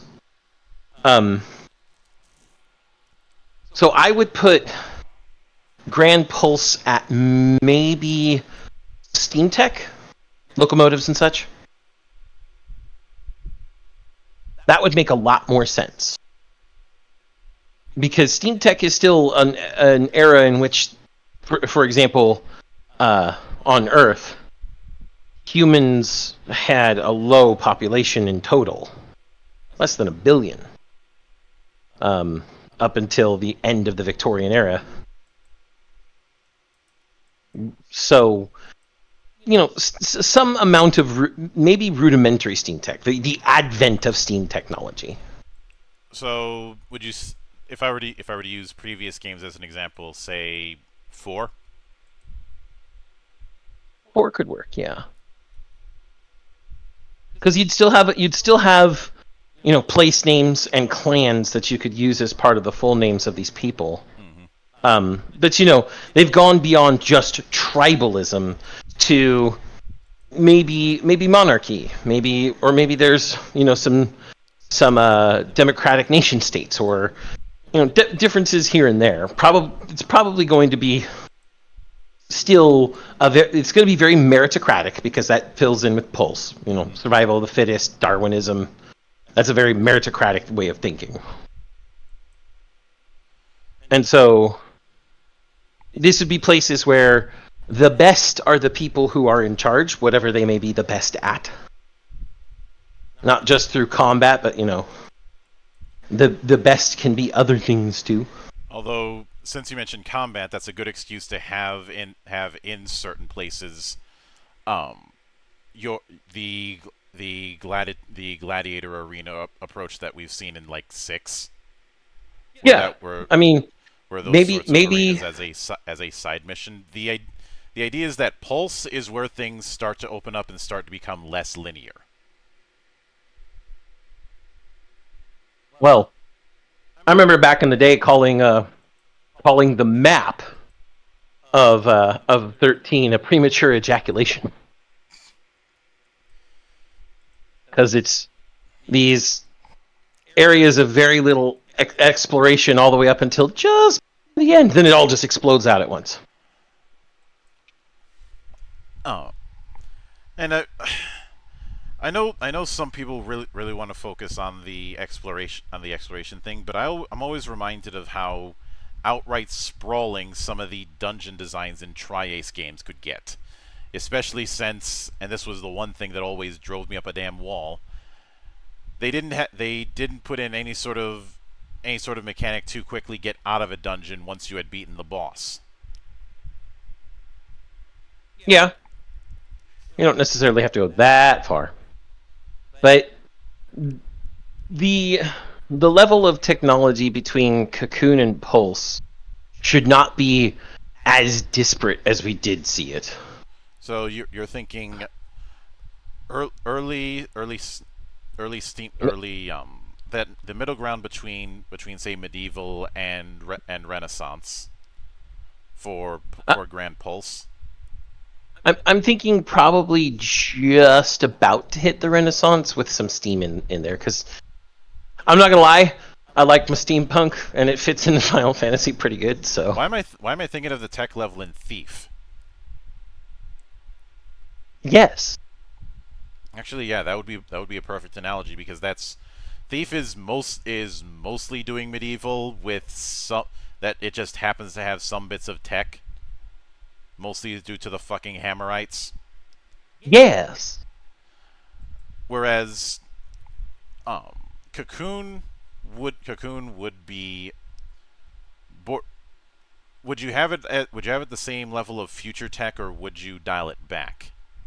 No, I think its level of future tech is fine. We still need that contrast. And Lin Tsai is absolutely someone who would continue to prod humanity and the fal'Cie to develop that type of tech. That's what gives Orphan and the rest of the fal'Cie that are gods from the machine so much mysticism, is because of how technological Cocoon is. At least when it comes to the Cocoon fal'Cie. There's also I would also have it that because of that technology, a lot of the way fal'Cie operate between the two is not exactly the same. In Cocoon, they are very much machine gods. Each of the active fal'Cie facilitates does a certain role, and that's more or less what they do. And the overall direction and administration always comes from Eden, which describes itself as this massive supercomputer. Yeah, and that works. Whereas the fal'Cie on Pulse would probably be more akin to would probably still be quote unquote machine gods, but would not be as mechanical. They would act more like the way people expect gods to act. Yeah, I was thinking they'd be a little bit more whimsical. You probably wouldn't even see them more often than not. Mm-hmm. You know, And present but unseen. Mm-hmm. And I think that this exploration between the two fal'Cie and how they choose their l'Cie and stuff, while interesting, should be in the lore files more than the main game. Mm-hmm. The Analects, I believe they were called. Something like that. Yeah. Yeah. They should be more relegated to lore that you look into. But I think by the time the team is coming to the first great confrontation on Cocoon, maybe the confrontation that leads to them fleeing to Pulse. Some big boss battle that'll lead them to fleeing to Pulse to do some stuff there before going back to Cocoon to face Orphan. Mm-hmm. I think by that time, the cohesion of the party should be pretty set. Like, Fang, Vanille, Lightning, and Snow should all trust each other to some extent, should all feel more than just people going together on a trip. Yeah. But instead more. And I do believe that while not fully settled, because I don't think that should be fully settled until Sarah is no longer Crystal, there is a tenuous sense of, at the very least, fellowship between Lightning and Snow, because while neither likes each other very much right now, they both understand that their goals align and that they have each other's back. Yeah. Now, with that in mind, one thing that I would say is that Vanille and Fang, even though eventually, because of the setup that we have, they do return to their home village, but the approach I'd take is that it hasn't been like 400 years or something like that. It's only been maybe 50. Mm-hmm. The idea is a lot of the people that they grew up with are in their old age. Old age, or some of them also got chosen as l'Cie and are now crystals because they completed their missions. And I would say when it comes to the crystals, they the villages that have them move them into places of worship, essentially. Yeah, memorials. Mhm. But for lack of a better term, temples or memorials where they move the crystals of Lassie that have accomplished their missions just in case they one day wake up. Yeah. But when it comes the big reason I do that is just so you can have the gag of Fang and Vanille actually being old ladies, Mm-hmm. because technically speaking they'd be the oldest members of the party. Yeah. And if there's anybody who would break that bit of news, it would be Snow. That's because Snow has terminal foot and mouth disease. Mm-hmm. But And Fang would be the one to hurt him for it. yeah, Vanille would just be kind of sad, and Fang would be angry that Vanille is sad, and then Snow would get it. but I would say that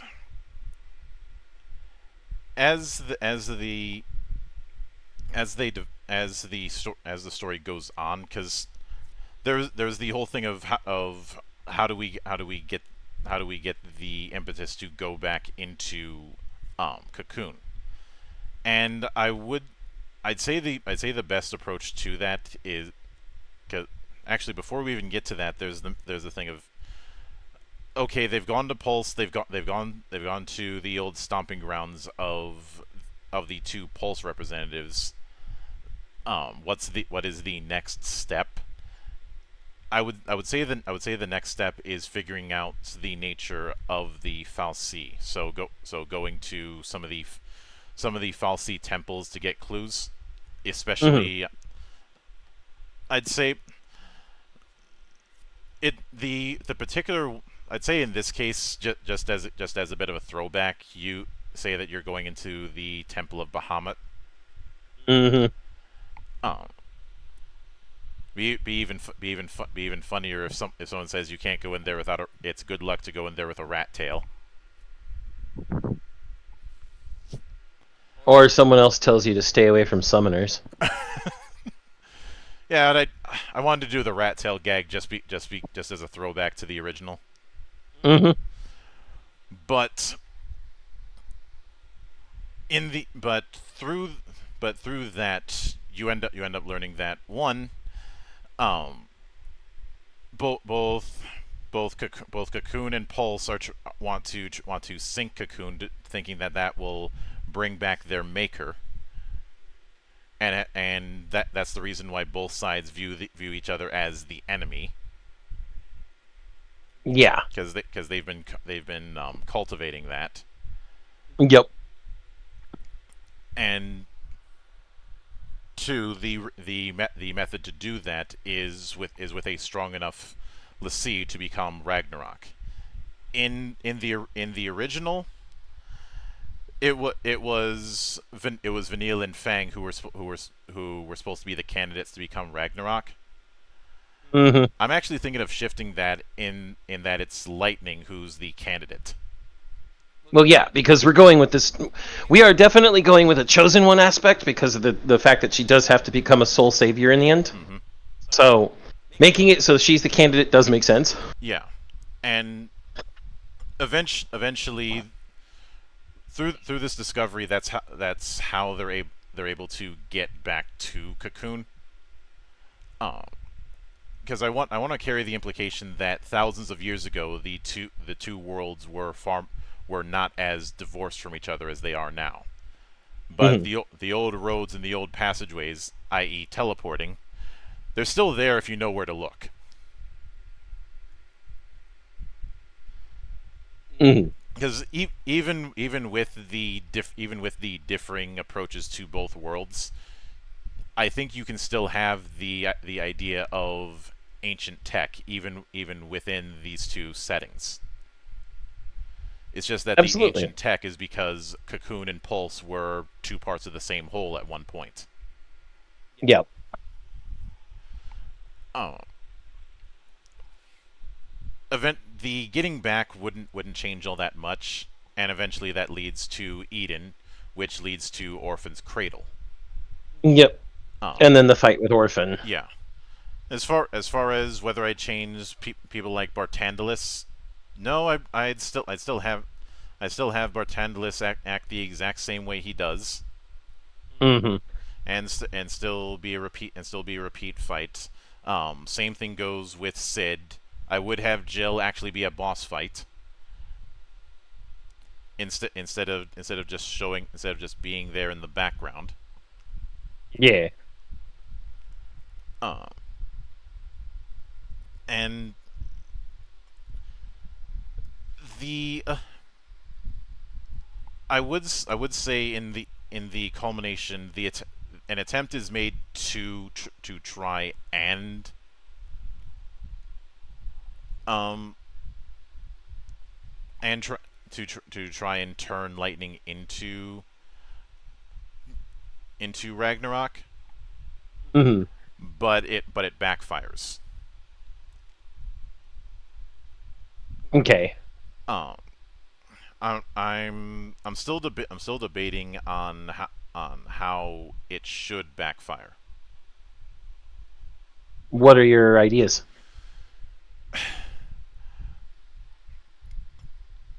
One of the original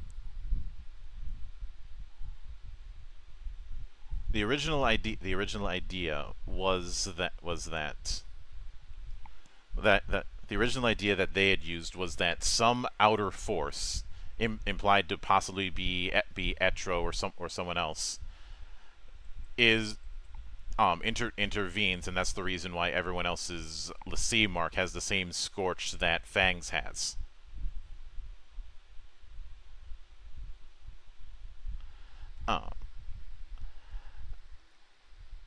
But I would rather go into some. I would rather take the approach that we were considering for a different project. That being, as Lightning has progressed, she's gotten the attention of Etro, Mm-hmm. and Etro has its own plans. Especially considering Etro is the god of the boundary between death and the living. Mm-hmm. Or goddess, I should say. Once again, tying into the Valkyrie appearance of Lightning into. And even though it isn't explained to her at that moment, there is the idea that what would be revealed to be Etro intervenes, and instead of just negating it, the power that would be Ragnarok is just turned on its head. Okay. In other words, that's used as a stepping stone to what allows her to eventually become the goddess. To exuviate and become a transcendent. Mm-hmm. Okay. And because of that, that plays a factor into the fight against Orphan, which I would not as tempting as it would be, I wouldn't have it that Cocoon descends anyways and is only stopped by Fang and Vanille turning to crystal. Yeah, that was kind of a dumb thing. Mostly because I don't, especially since the crystal eventually erodes and Cocoon falls anyways. Mm-hmm. Instead, I think it would be better to have it that the pillar is still made, but it's made as a means of uniting the two lands. Yeah, I would think that the pillar would be made probably with whatever excess energy from Etro's reversal, just making a solid pillar of crystal, and the means of uniting the two. The Cocoon tech uses the crystal kind of as a conduit to build their own, what would essentially be an orbital elevator. Yeah. onto Pulse. The reason why is because for 13.2, I'd prefer having it that enough time has passed where a colony of people from Cocoon has formed at the base of the crystal. Which would make sense. And that crystal is where the city of Academia is built around. Okay. Which as far as whether or not there'd be tension between the people of Grand Pulse and the Cocoon colonists, the attitude it'd be a low boiling. Just a general understanding of you stay out of our way, we'll stay out of your way. Yeah. With Fang and since you mentioned moving people off, in this kind of sense, Fang and Vanille would end up moving into more of a ambassador role. Yeah, they'd fade into the background to be the bridge between Cocoon and Pulse, figuratively rather than literally. Mm-hmm. Whereas Snow would still be around because Sarah's around now. Yeah. Since in the village that formed on Pulse in 13.2, Sarah had kind of taken the role of a teacher. I'd have that approach maintained with Snow being part of a exploratory corps, essentially reforming Nora into an exploratory organization. Because somebody's got to map out the new world. Yeah, or at least map out what Cocoon doesn't know. Maybe he goes and visits some Pulse places to get geographical data from them too. Yeah, because the other members of Nora, I don't see a reason to not reuse them. Not in terms of the story that's being told, but just making sure that they're still around. Yeah. People exist, and they continue to exist. Mm-hmm. It doesn't necessarily mean that they're extremely important to anything, but we acknowledge that continuity is a thing. Yeah. But I would, as far as the whole thing of Lightning one of the reasons they had Lightning sidelined in 13.2 was she was constantly fighting Caius. Mm-hmm. Even though all of a sudden Sarah and Noelle are also fighting Caius for some reason. The approach I would rather here's the question for the 13.2 part of it: should Lightning still be the focus, or should Sarah be? No, Lightning should be the focus. We've determined that that's the way that this story is going to play out. That's the narrative through line. Remember, the entire reason that the story becomes so disjointed is because of Lightning's sidelining and the weirdness of the fucking time loop in 2.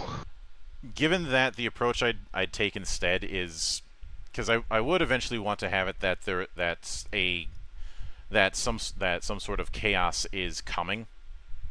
That she's noticing, because with enough time she's starting to realize that she's not exactly human anymore, and not even and something beyond a l'Cie, which has resulted in her not necessarily being sidelined, but spending a lot of time out in the wilderness trying to figure things out.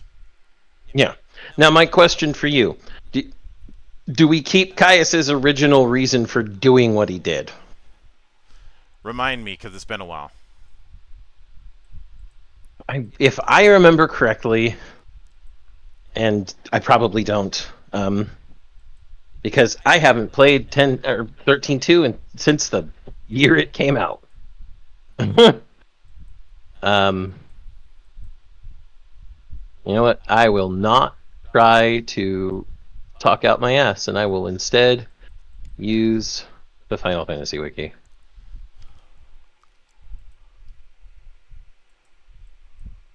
Highest Ballad. Tadra Ballad Caius, because he's technically from Pulse. Mm-hmm. I know that both him and Noel were the last living humans after a long time since Cocoon fell. Mm-hmm. And I believe it was the fact that he failed to protect Yule that caused issues. The approach I'd rather take instead is that much in the same way that Lightning has become Etro's champion, Caius has become Chaos's champion.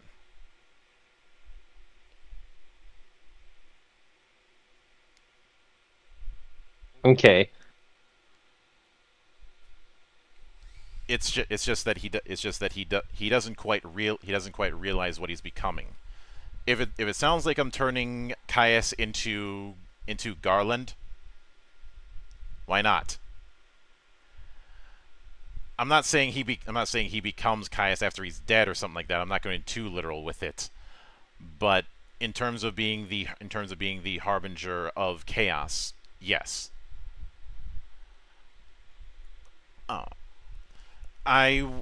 The other thing, given that I wouldn't necessarily do the time travel thing when it comes to 13.2. The approach I think we should do instead is that certain people and things from other points in time are showing up.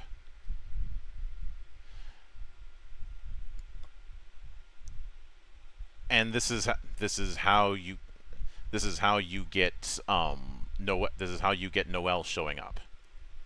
Mm-hmm. Because I would take the approach of I would keep Noel in. Yeah. But because there is the fact that he looked up to Caius. There is that relationship that can be built around. But it wasn't that he looked up to him. It was that Caius was training him to be a guardian for Yule. Yeah. But I'd say when it comes to Yule, the approach that I have is both of them have two different perspectives on what happened. Caius doesn't believe that he's responsible for it.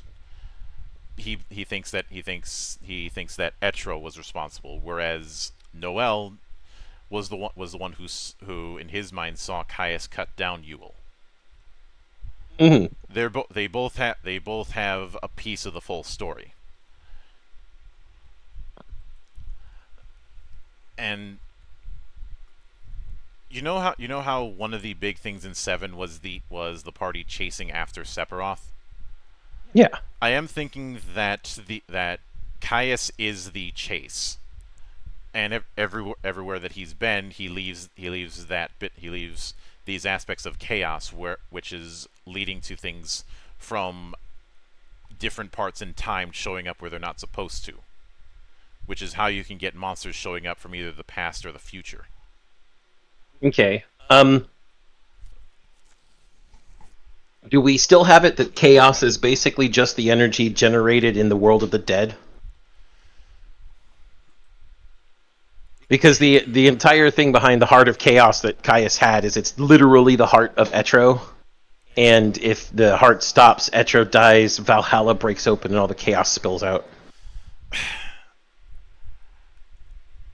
Or do we have chaos as completely separate from Etro and her dominion? I would rather have it separate to a point, but also on one hand, yes, separate. On the other hand, the chaos that's being formed is a machination of Bunavelza. Okay, I could see why Bunavelza would interfere too, so that makes sense. Got it. In other words, this is Bunavelza playing the long game to try and destabilize the world to make the world he wants. Yeah, it's his way to destabilize the world so he can have access to the world of the dead, kill all the souls so people can't remember anything, and all that fun shit. Mm-hmm. Because I think we're going to change that too. That was kind of dumb. Yeah, especially like what? Why would the heart of Etro be given to somebody who wants who is not the champion? I understand. And the approach given the whole thing with Valhalla, I wouldn't have it that it's some border that's keeping chaos at bay, but rather anyone who gets turned to crystal that is able to access that place. So The Valhalla is the resting place for Lassie who have completed missions. yes, and the reason I would use this is as the champion. You want her to be able to summon the Einherjar. I already know where you're going. Yes. Do you have a problem with this? No, I already know where you're going. We both were thinking the same thing. Yeah. Originally, I was thinking of this idea that Lightning is stuck in Valhalla, but is sharing a body with Sarah. But I quickly nixed that idea. Yeah, that was not a good one. Oh. Blessedly, No offense, but that was not a good one. Yeah. I mean, I might use the concept for a different project, but not for this. Yeah. And as far as why Lightning would be able to cover a whole lot of ground easily when it comes to her exploration, I'm going in the mindset that she is able to summon Odin anytime she wants. Well, yeah. I mean, she has become something more than human. Mm-hmm. Eidolons are supposed to be powers granted to Lassie, but she's beyond that now. So clearly she'd be able to break that particular boundary. She also probably actually knows how to communicate with Odin, too. I would imagine so. And probably could. I'd imagine one of the things that would show that she's more than human would be summoning other people's Eidolons. When she doesn't feel like taking a horse over the open fields, she instead summons Shiva to take a motorcycle through the roads. Why not? Snow would be like, the fuck, man! And you have either that, you have the possibility of that, or her getting hurt in a fight and then healing ridiculously quick. That too, which would make sense, Mm-hmm. especially since she's becoming something beyond human. The key thing now, even though I said I wouldn't do the time travel, what I would be fine with doing is pockets of time. Mm-hmm. And like we said, those would be because of Caius. Mm-hmm. Because one concept that I liked with how time travel worked in 13.2 was that it was built around finding these artifacts, these things that don't belong. Mm-hmm. And the approach I'd take instead is that these artifacts, instead of being an artifact, it is a chaos core. Essentially, if you destroy the core, then this pocket of time reverses in on itself. It's not going to collapse and kill everybody that's in it, but rather the time stream stabilizes, so everybody's back where they're supposed to be. Mm-hmm. And if you want a visual representation of that, you could have a ruined village all of a sudden reversing itself, and it's the way the village was beforehand. Yeah. Because the whole thing is that Caius is destabilizing time, Mm-hmm. creating. Yeah. I'd say this is akin to a micro then macro scale version of what time compression was supposed to be. Yeah. And the destabilizations obviously get larger as we come upon more and more story zones where Caius has been, Yeah. More. and also through through the scenes of these pockets, we see some information that we'd never be able to get to otherwise. Things that both explain his motives and explain more what's happening. I would still do the. I would still have the schema set up. But since we're leaning into character action, I wouldn't have it that Lightning it has the appearance of her goddess form all of the time, but rather that's her equivalent to a devil trigger when she's drawing upon that power. Okay, I can see that. So you still have the same mechanic as the Eidolons from beforehand. It's just that instead of summoning the Eidolon, it is her calling upon the power of Etro. And obviously, that would be its own special schema that would have its own advancement. Yeah. And because of the reason for that, the reason I do that is to make it so that there isn't this wide gap of power between her and Noelle. You mean Caius? Yeah,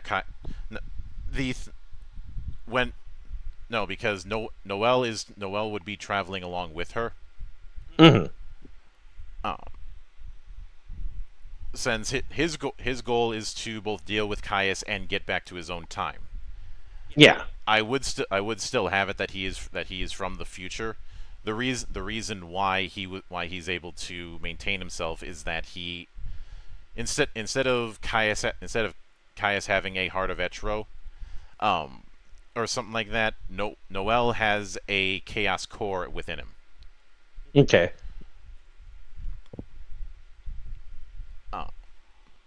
As far as how he got a hold of it, probably in a fight with Caius, he managed to get a hit in, and it got onto him. Okay. But I'm not doing that whole if you change the future you change the future you change the past kind of thing. Because that results in way too much convolution. That doesn't even make any sense even in any sort of time travel. And the big reason why I'm trying to avoid the time travel stuff, or at least minimize it, is time travel is a minefield. Yep. We've been through that. The only game that I've ever seen time travel done well in is Chrono Trigger. I'd say my favorite version of time travel being used is in that one level in Titanfall 2. Because as nice as the time travel in Chrono Trigger is, it's more of a narrative use, not a mechanical. Absolutely. I mean, there's the mechanical use of going to the future and getting all those treasure chests, and going to the past and getting all those treasure chests again. That's a reach, and you know it. I know, but those chests specifically require the pendant to even open, so they are temporally sealed. That being said, this is I think the original intent for doing the time travel thing in 13.2 was to find a way to stop the collapse of Cocoon. I think so, but we don't have that problem anymore, so that's fine. So this is not about time travel. This is about preventing a time collapse.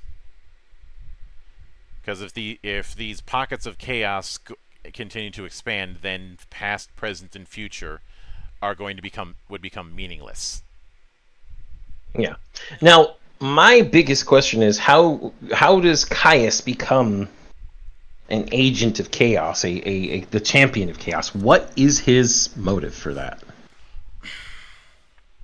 This is going to be a tricky affair. I would say that in the in you know how we hinted that there were older techs when Cocoon and Pulse were not as separated from each other. Mm-hmm. I would go with the motif that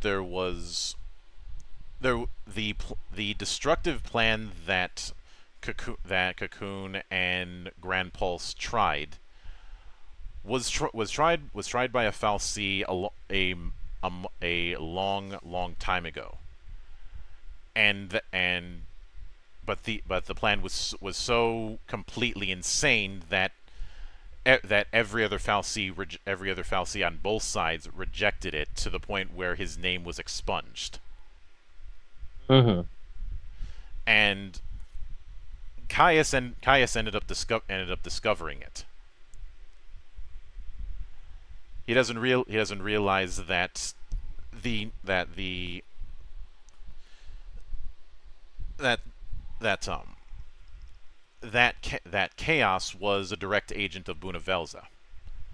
Mm-hmm. But in approaching a place that had the remains of chaos, he ends up being made into a l'Cie.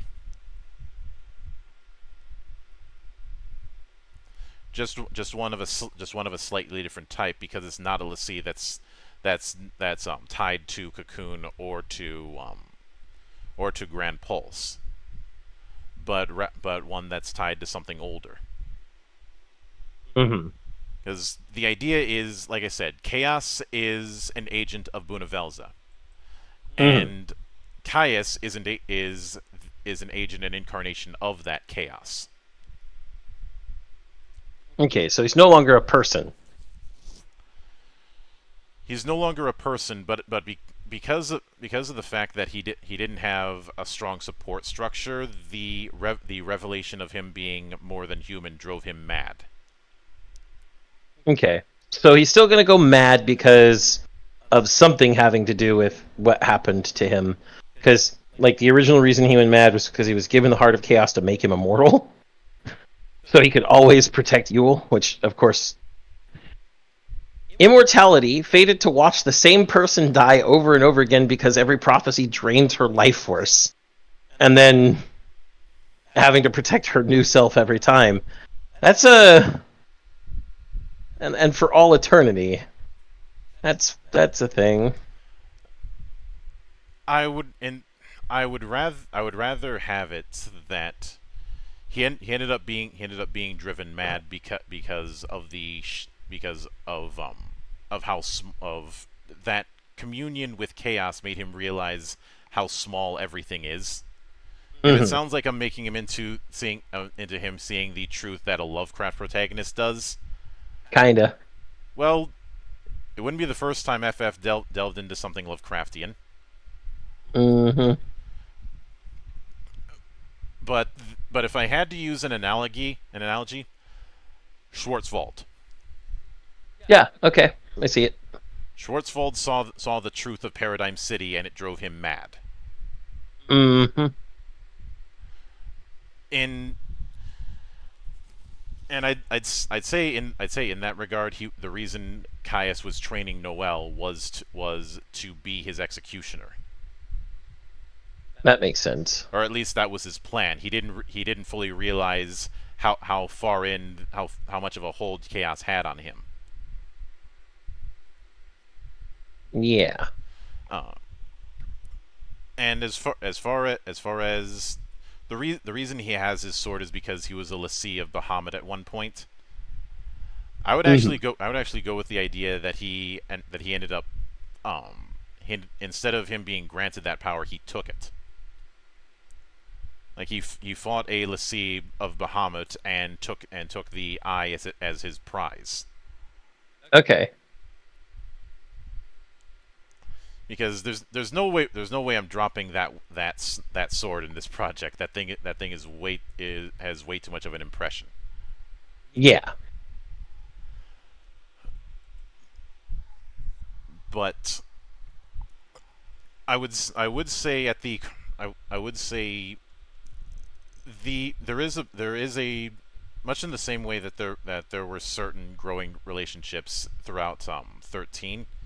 With 13-2, you have Lightning in more of a mentor-like role towards Noelle.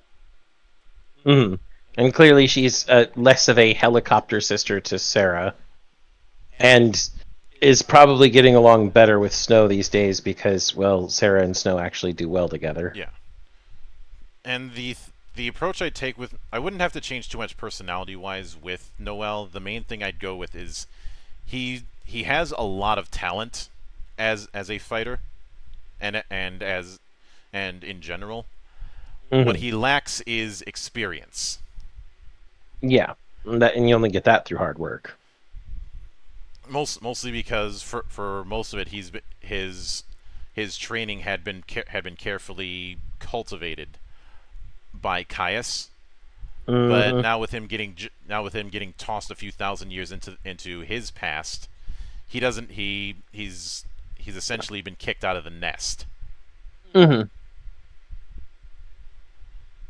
And yes, he is kind of looking at Lightning the way he looked at Caius.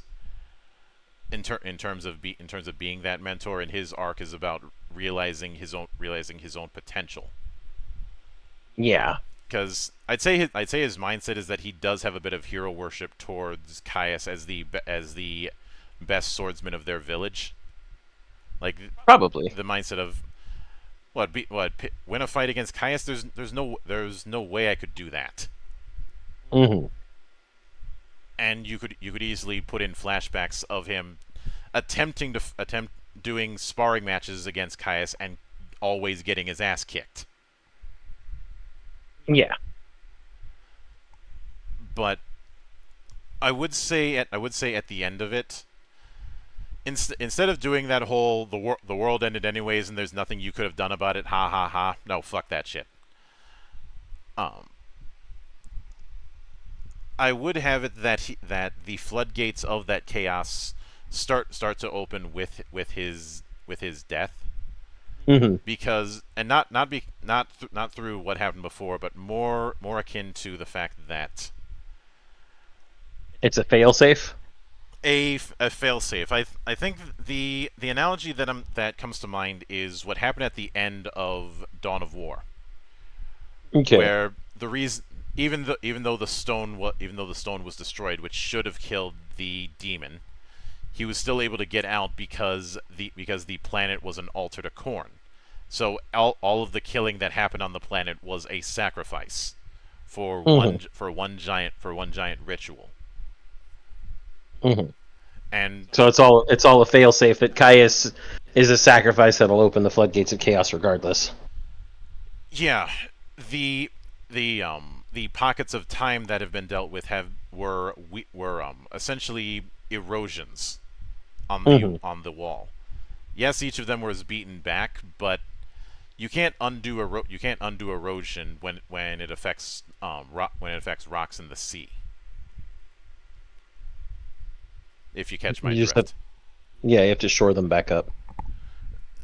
And because of that, enough damage was done to that stability to cause chaos to start to begin its envelopment.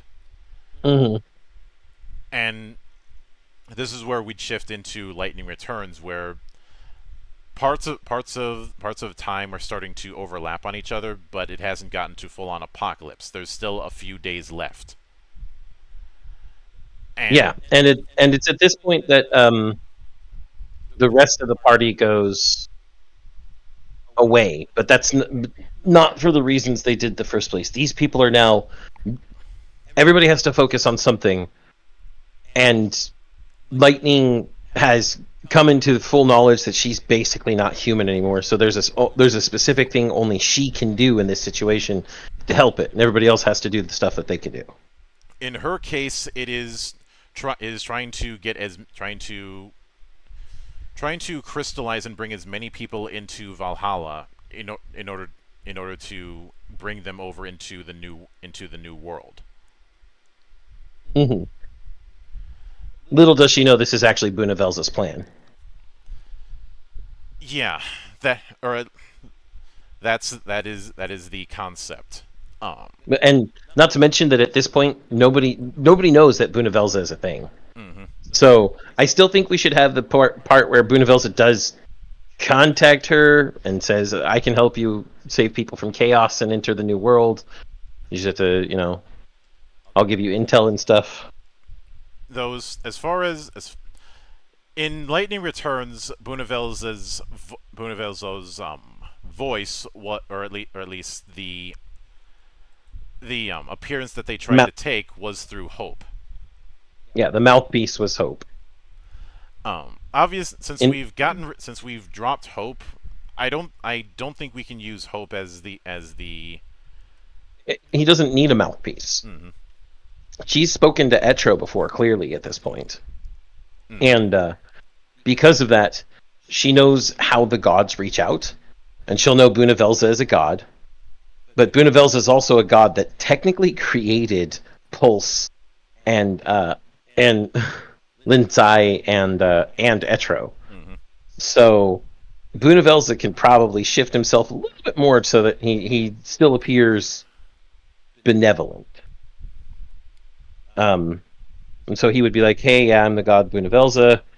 I'm here to help with this issue that you're having.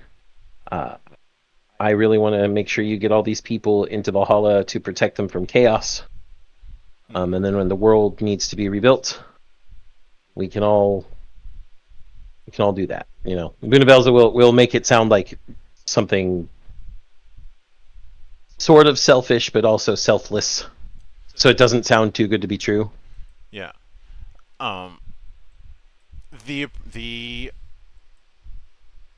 instead of the whole thing of feeding Yggdrasil to extend the remaining time, the approach I'd rather take is Lightning is able to give the same crystal blessing that the Falseed used to. Mm-hmm. Essentially the quest is you crystallizing the remaining populace on what was Grand Pulse, but is now this mix between Cocoon, Grand Pulse, and both places past and future. Yeah, because of the collapsing time. Mm-hmm. Which is how you get these places that don't match. Yeah, don't make any sense. Mm-hmm. And like I said, clearly at this point, Sarah and Snow and Noelle have all gone off to do things to help, because Lightning asked them to.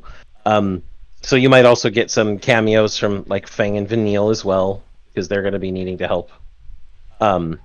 Actually, I just realized who would make a good appearance for a mouthpiece, and that is Lumina. Okay.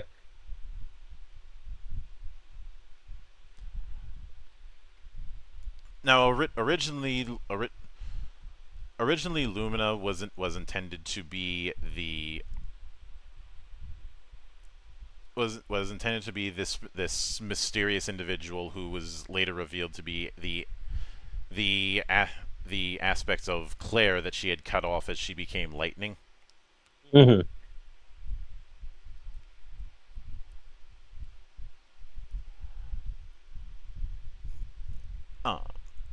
Along with possibly her having Sarah's soul. The approach I'm taking instead is Lumina is the avatar of Bunavelza. Okay. Someone who appears helpful, but never really existed to begin with. Yeah.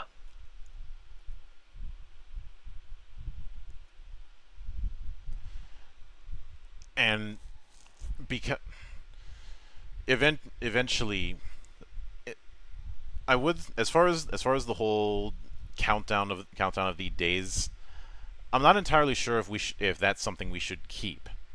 Instead, I'd rather have a encroachment level. Okay, that makes more sense, to be honest.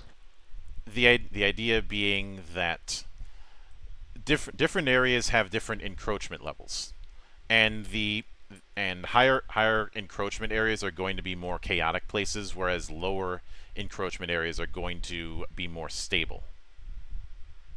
Mm-hmm. And doing quests and crystallizing people is one way that you can reduce encroachment. And you know how we joked about the whole Einherjar thing? Well, that's Yeah. how you get your other two party members, in addition to using your schema.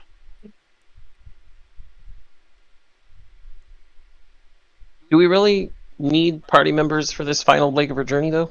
It is not they wouldn't be in terms of party members with story, but rather just Einherjar.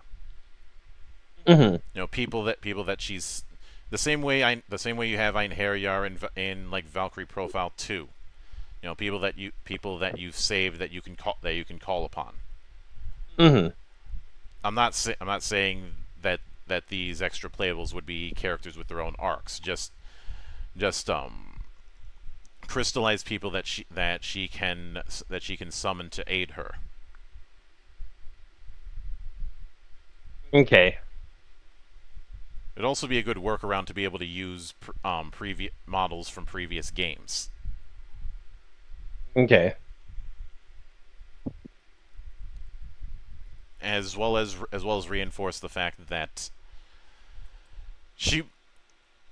in the story that we had for 13.2, Lightning was a demigod. Mm-hmm.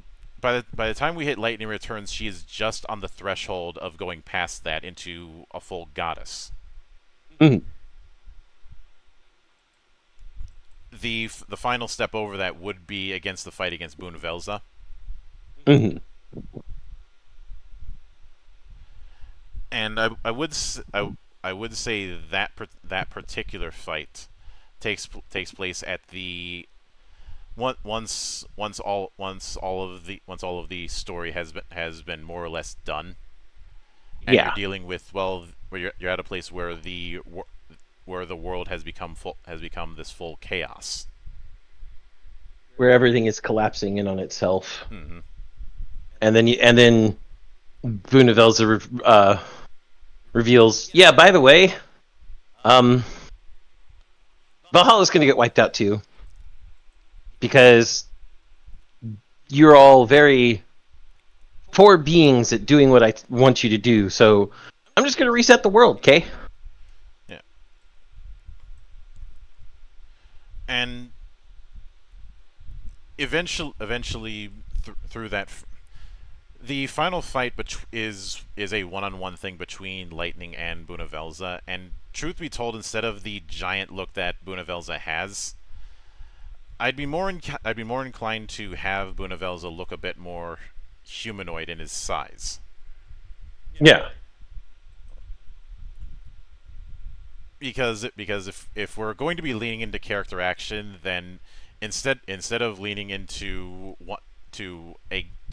one person fighting the giant boss, I think we need to steal some notes from Dante and Virgil.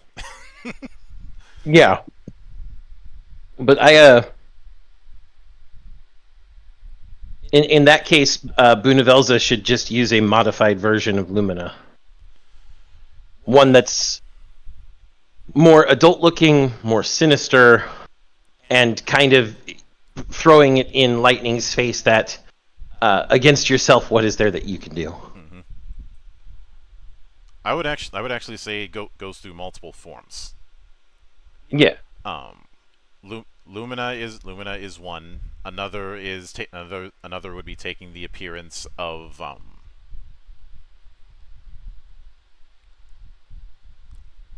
Caius. Mm-hmm. Another would probably be taking the form of Bartandalus, and another of the form of Sid, i.e. Mm-hmm. Sid Reigns. Yeah.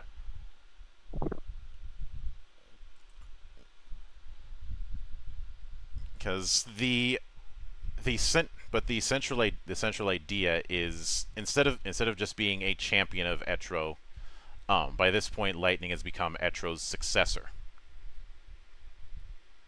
Mm.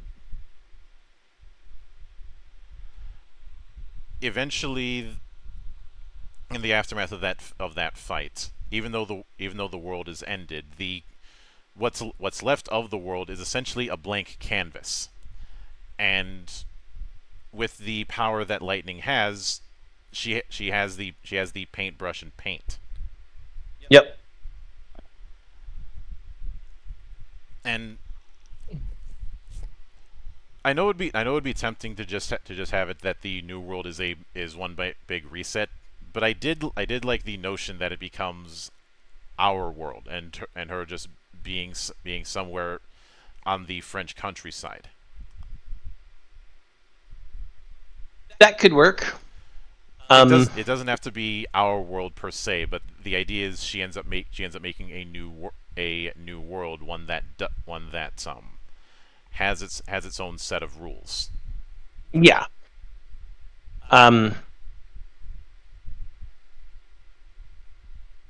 But I do think that due to the changes we've given Lightning, she actually can't stay in that world. She has fully transcended humanity. She's become something more. Staying in that world would destabilize it. Kind of like how Caius was destabilizing things simply by being that inundated with chaos and just focusing that energy. Mm-hmm. So the epilogue would basically be her telling her final goodbyes to her family and friends before she has to go into some sort of metaphysical world. Maybe she goes into Valhalla to continue to administer and coordinate with the Crystal Sea. Yeah, I would say that even with that, she would still be able to. There would be the implication that she's able to send an echo of herself. Yeah, but her full-on self couldn't remain on that planet for any extended period of time. Mm-hmm. Too much power distorts reality, essentially. Yeah. In a roundabout way, she's in the same position that Monica was at the end of Monica Magica, where she's more of a concept than anything else. Yeah. And I would also say that while being Etro's successor and thus now being the new Etro, because the entire world was consumed, the power left behind by Linsai and Pulse and even Bunavelza, who she just killed, would also, by necessity, have to be absorbed by her.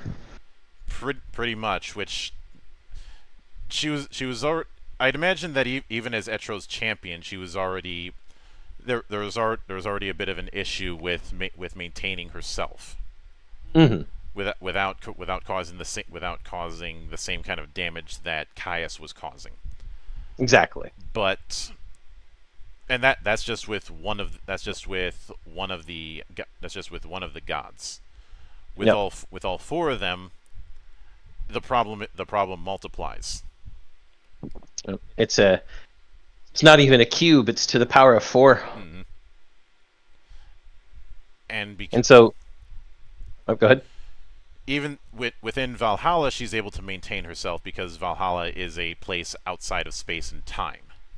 Yeah, she can be herself without distorting the rest of reality. Mm-hmm. And that the echo that she is does appear to take away those who become crystalline. Yeah. Those who become crystalline, or to grant the mark of a lessee to people who she has a task for. Mm-hmm. But unlike the Falsey who would turn them to Seath, she's obviously not going to do that. No. The act of being a lessee, I guess, at this point would be established as something of a religious investiture. Mm-hmm. And people who want to be lessee would be set up as candidates, and she'd choose from them. And of course, nobody knows the method of being chosen. Mm-hmm. Just one day you wake up, you go do your prayers, mark of the sea on your hand, and you get your vision, which is going to be much less esoteric and mysterious. And then you go do your thing. Yeah. And eventually you become crystal. And I would, as far as whether or not the fal'Cie would still be in this world, yes. They would just be fal'Cie that she's made, because by the end of our hypothetical Lightning Returns, she has essentially become the new maker. Yes, absolutely. And the like I said, the fal'Cie that follow her are not dickbags like the fal'Cie that were made by Lindsay or Pulse. And because of, I'd imagine that because of that, being able to use magic naturally is not as much of a shock anymore. Yeah. Anybody can use it. It's just that the l'Cie would have a better use of it. And I'd also imagine that those l'Cie could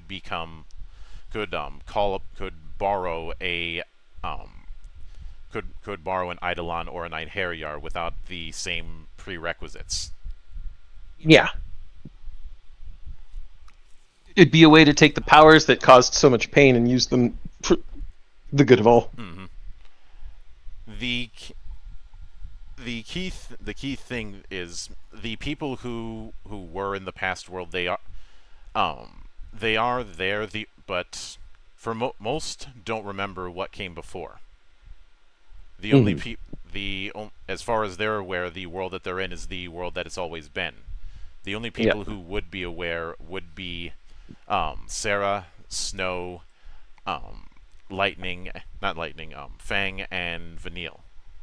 Yep. And in the future, Noel. Mm-hmm. He'd remember everything, and you'd be like, "God damn it! Now I'm stuck in the future." Noel, I'd say would take the role that he was always meant to, and that being guarding Yule. Who, I'm not doing the whole prophecy causes her to drain her life stuff. That's dumb. It was. It was pretty dumb. Especially since when we look at characters who have any sort of prophetic visions, that's rarely the case. I know somebody might say Hinoto, but Hinoto was already weak just from her own defects, not from her visions. Mm-hmm. And that's also an entirely different thing.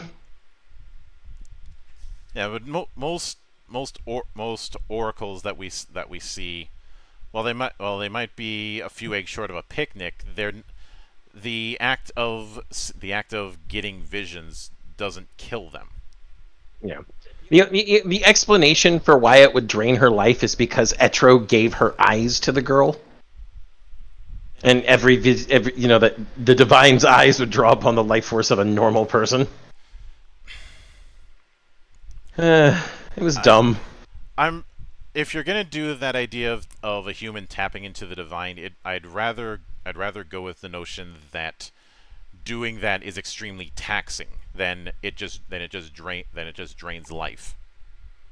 Yeah. No, it was dumb, Monk. It was 13-2 had some pretty dumb ideas. I think probably due to the fact that once again you're dealing with something that wasn't built with a sequel in mind. Mm-hmm. And now you have to make a sequel. No pressure. Mm-hmm. But I think with that we've pretty much covered what we can, Monk. Yeah, that covers just about everything. Of course, there is obviously the possibility that you could do some sort of follow-up in the new world, but that's beyond the scope of this. Yeah. So, this was a far better experiment than I thought it was going to be. I thought this was going to be a shit show, and there were shit show elements, but not as shit show-y.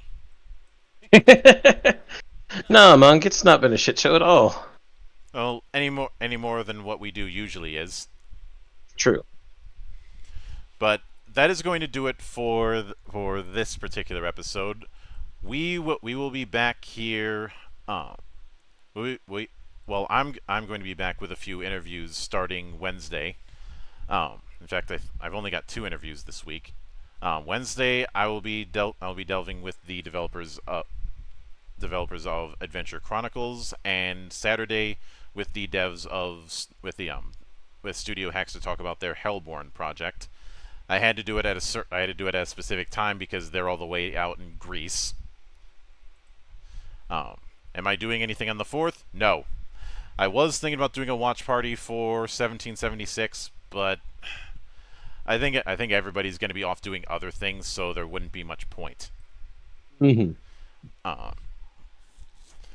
That being said, there are still going to be a few surprises, and of course Thursday and Friday we are doing 2 one-shots for the Valley of the Judged. Yep. So please look forward to that. One final thing I should note, however. For the first time in about 3 years, this August I will be participating in the RPG a Day challenge. Because for once, it's not one-word prompts. Which means I will actually be able to participate in a way that doesn't feel forced. So in August, you'll probably see a video a day over the course of 30 days. Fun. It's certainly not going to be as grueling as Tom Grossi visiting 30 NFL stadiums in 30 days. But that's something to look forward to.